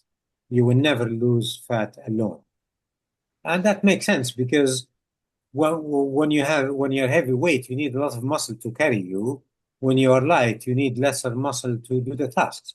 So that's even as far as, common sense, it makes sense. Having said that, now the data is showing that approximately, give and take, approximately 30-35% of lean body mass is lost out of the lean body mass. In terms of fat, it's more than that. It's about double that. So we're talking about 60-65% of fat mass is lost. And that's reassuring. The data also, a number of investigators looked at the quality of the muscle. They looked, for instance, how quick can you do 400 meters walking? How many times can you stand and sit within 6 minutes, within a few minutes? And they found that there's consistent improvement across the board when you lose weight. So it seems, and then the experimental studies show that your muscles will contain less fat, the intermuscular fat decreases, capillary supply improves. So the totality of the evidence suggests that the quality of the bone is good. So I think, having said that, I think the recommendation, to cut the long story short, is to ensure that the individual take enough protein, very important, 1.2 to 1.5 gram per kilo. It's very important that they do resistance exercise at minimum of twice a week. That's very important, whether by carrying weight or by using their body as a weight. So they can do it at home. They don't have to go to the gym and do it, and so on and so forth. So these are very important things. I don't think we can translate the diet protocol of bariatric surgery to GLP therapy, because that's really malabsorption status and so on and so forth. And I think time will tell us about really the precise, recommendation that we need to have. Tim Garvey did study looking at the frail patients who took GLP receptor agonists, and he found that even those frail patients, they had improved function when they took GLP receptor agonists. But obviously, a patient with sarcopenia, we need to watch them very carefully. We need to ensure that obviously the muscle mass loss will be is minimal. When it comes to operative, how long before surgery we should stop the treatment? I remember some time ago the one recommendation came to say that 2 weeks before surgery. I said, really, but half-life is, when you have a half-life of 5 days, your GLP or dual therapy is going to be in your system in 2 weeks. So that may not be a practical thing. So I think now a lot of societies, they looked at this very carefully, and they said stopping the therapy has 2 drawbacks. Number one, the GLP will remain in the system, or the dual therapy will remain in the system in 2 weeks. So that's not really a proper recommendation. Secondly, that you're going to get hyperglycemia because you're withholding the therapy. Thirdly, when you reintroduce the therapy, you may reintroduce with it the GI side effects. So what they suggested is something which is really makes sense. Just and nil by mouth for 24 hours. Instead of overnight, it's 24 hours of clear fluids, and that could be enough for all the food in the stomach to go down.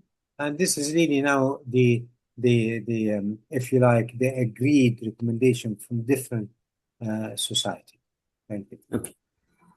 Okay. Prof. Bain, here maybe there is another question in patients who are obese and over 80 years of age with comorbidities. Can we initiate Mounjaro or tirzepatide in those population? I guess you can, although as with all new glucose-lowering therapies, the number of people of that age included in the trials is going to be very few. There's generally no upper age limit to recruiting in trials, but the actual evidence that it's a good thing will be lacking. Just to go to the last 2 points. Having been involved in these trials for a long time, I've never been aware of muscle wasting being an issue, but I have no doubt there are anecdotal cases where it does seem to be important. And the newer therapies are so good at weight reduction. We now see people in the clinical trials who want to stop or reduce their medication. And this idea of losing too much weight is an interesting one, because generally speaking, it's the spouse or family of the patient who is objecting to the weight loss rather than the patient themselves. And I think they look very gaunt and whatever from the weight reduction. But certainly the pharmaceutical industry is taking it seriously, because there are products with myostatin inclusions, which is meant to preserve muscle mass. And I suspect this will be a marketing element going forwards, that you will have GLP-1 dual agonists that are said to cause less weight loss. The guidance regarding surgery, I spent most of last year re-consenting patients in clinical trials because of the risk of aspiration, which we knew about in 2006 when the drugs were first launched. So I don't know where this came from. I'm not aware of any evidence that there's an increased aspiration risk during surgery in these drugs. And what you see is a little bit of increased retained products, endoscopy and that sort of thing. But it doesn't seem to make any difference. So I fully agree with Dr. Tarek that it's almost a non-issue. Just starve for a bit longer. Okay, excellent. Now here there is a very interesting question. This is from our colleague Rana Inam. And maybe this is for Dr. Muhammad, if you could see. And now in those people whom you want to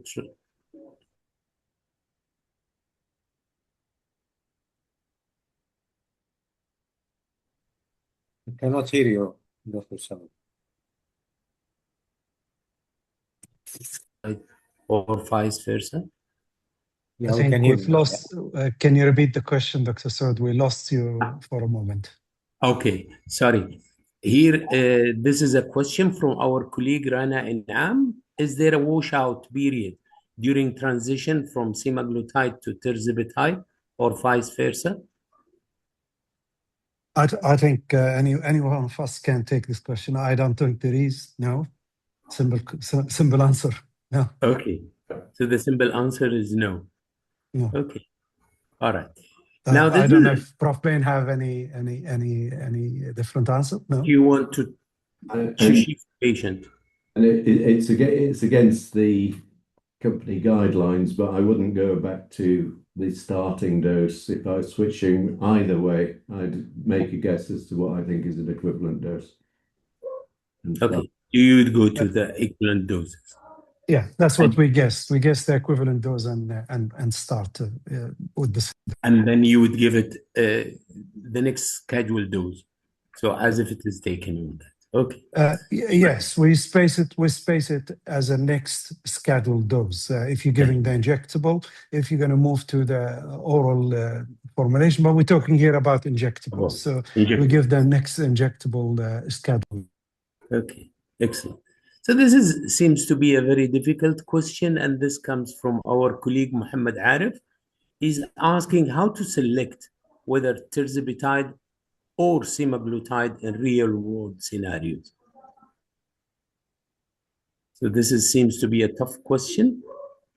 So how would you choose or select tirzepatide versus semaglutide in real-world scenario? Please. So we can I can start with one or two scenarios. I mean, there are straight scenarios that I mentioned.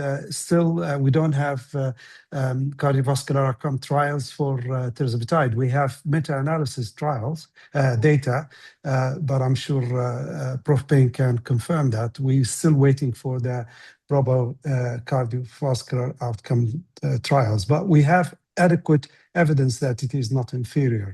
So in patients who have established atherosclerotic cardiovascular disease, maybe that's the preferred option if you're not targeting significant weight loss.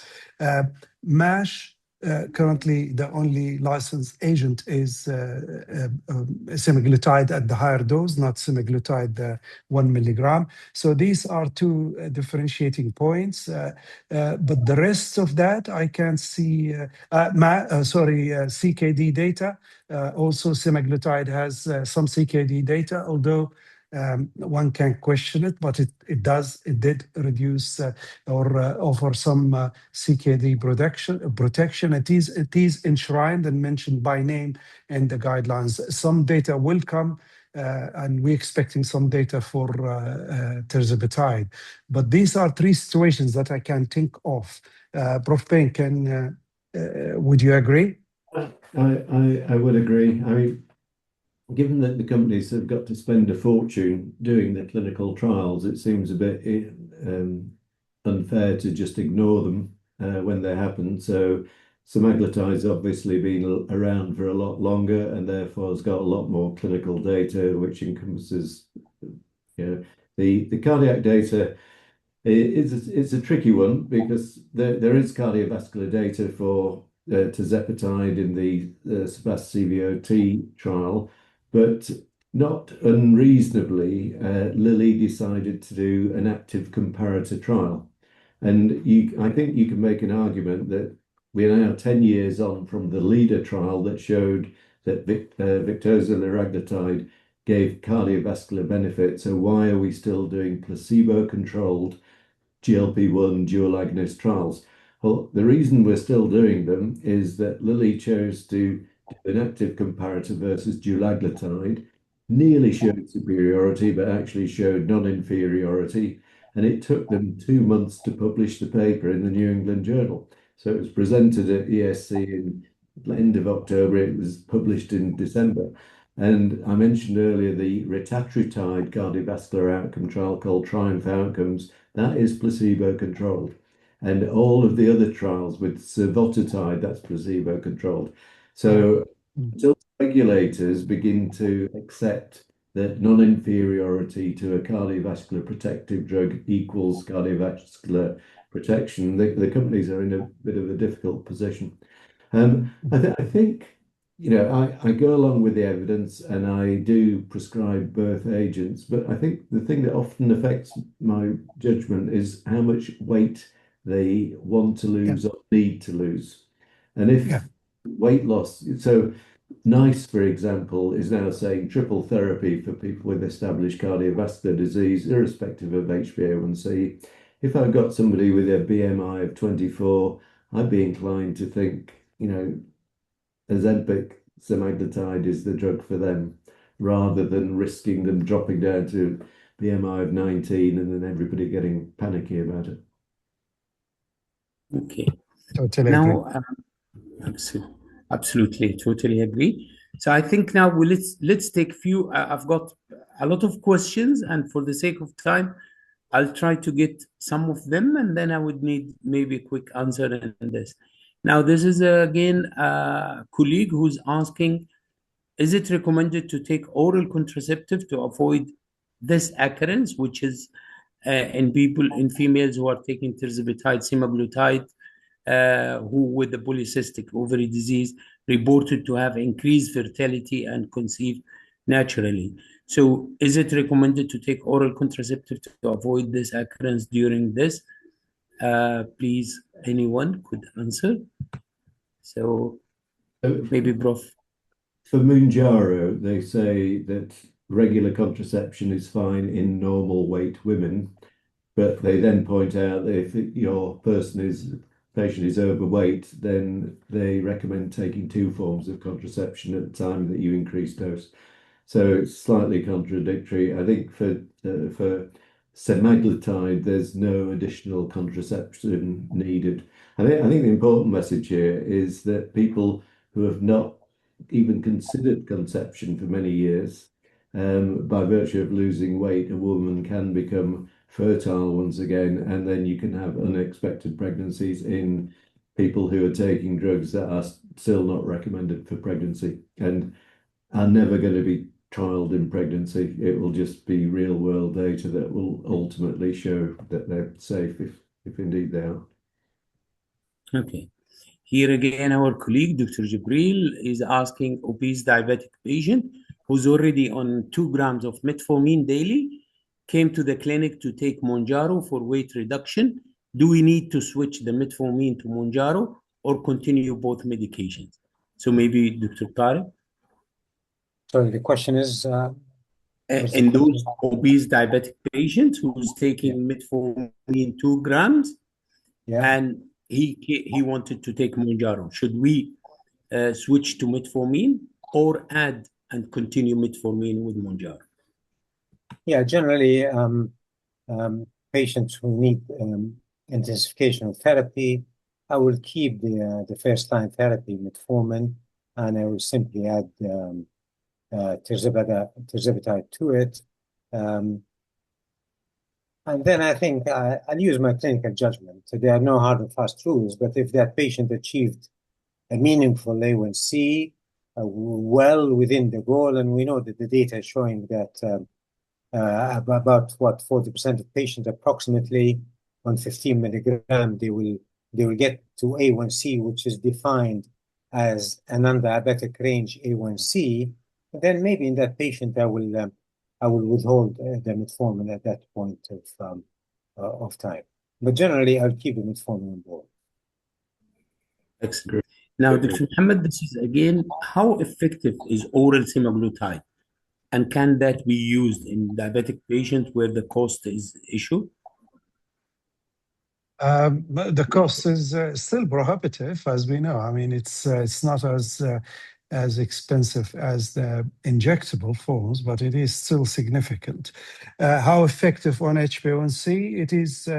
It is moderately effective. It is rated by ADA guidelines and NICE and even local guidelines as a moderate to highly effective agent.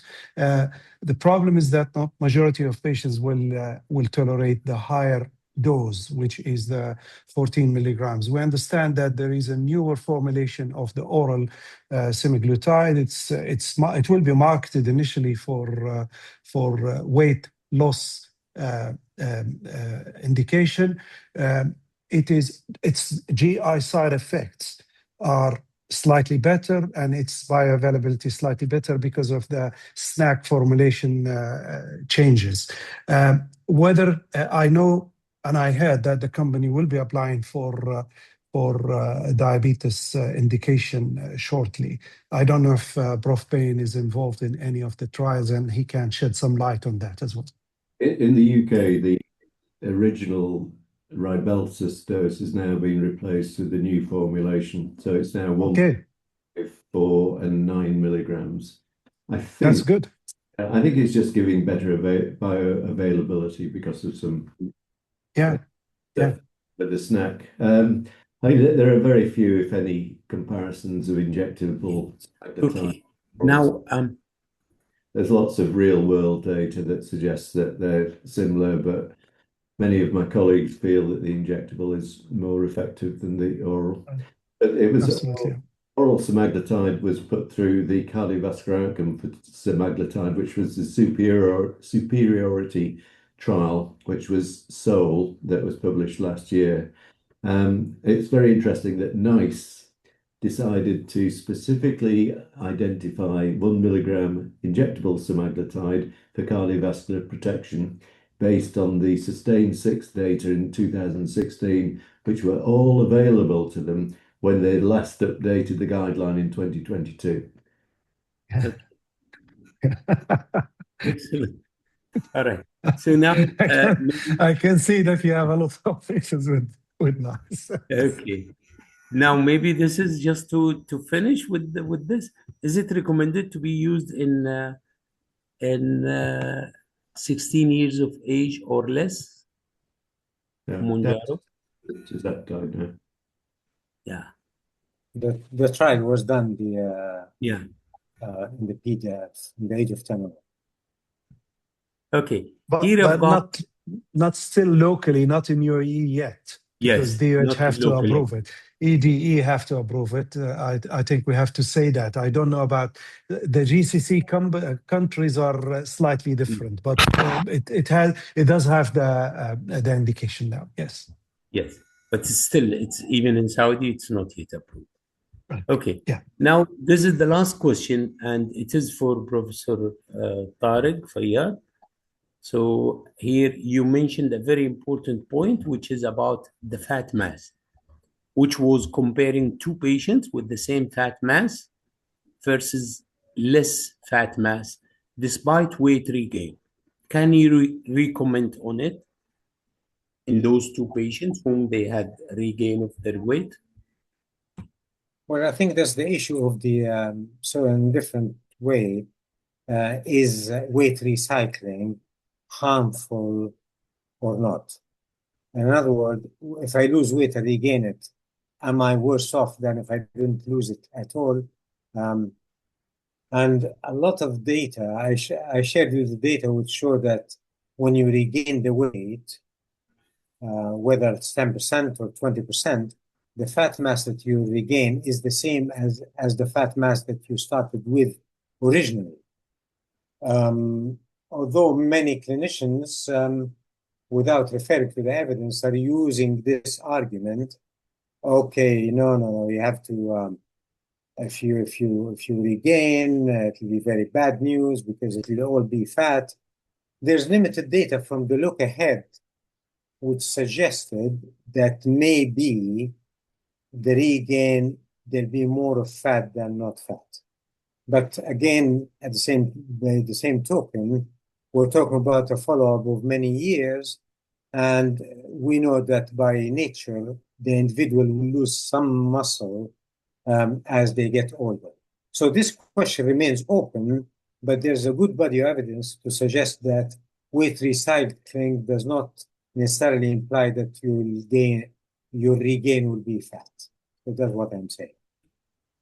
Okay. Thank you very much. Still a lot of questions, but for the sake of time, we have exceeded our time, but really it is very much interesting and we enjoyed it. And I personally enjoyed all of this. So again, I'd like really to thank all of our faculty and panel who had been with us, Dr. Muhammad, Milad Ismail, and Dr. Tariq Fayyad, and Professor Steve Payne, who had been really an excellent presentations, and we knew now a lot of things on innovative therapeutic strategies in type 2 diabetes management. Again, thank you very much for your input, for your attendance, for the audience. And again, please scan this barcode to give us your feedback so that we could improve our next webinars. So in behalf of the Gulf Associations of Endocrinology and Diabetes, I would like to thank everyone who had been with us.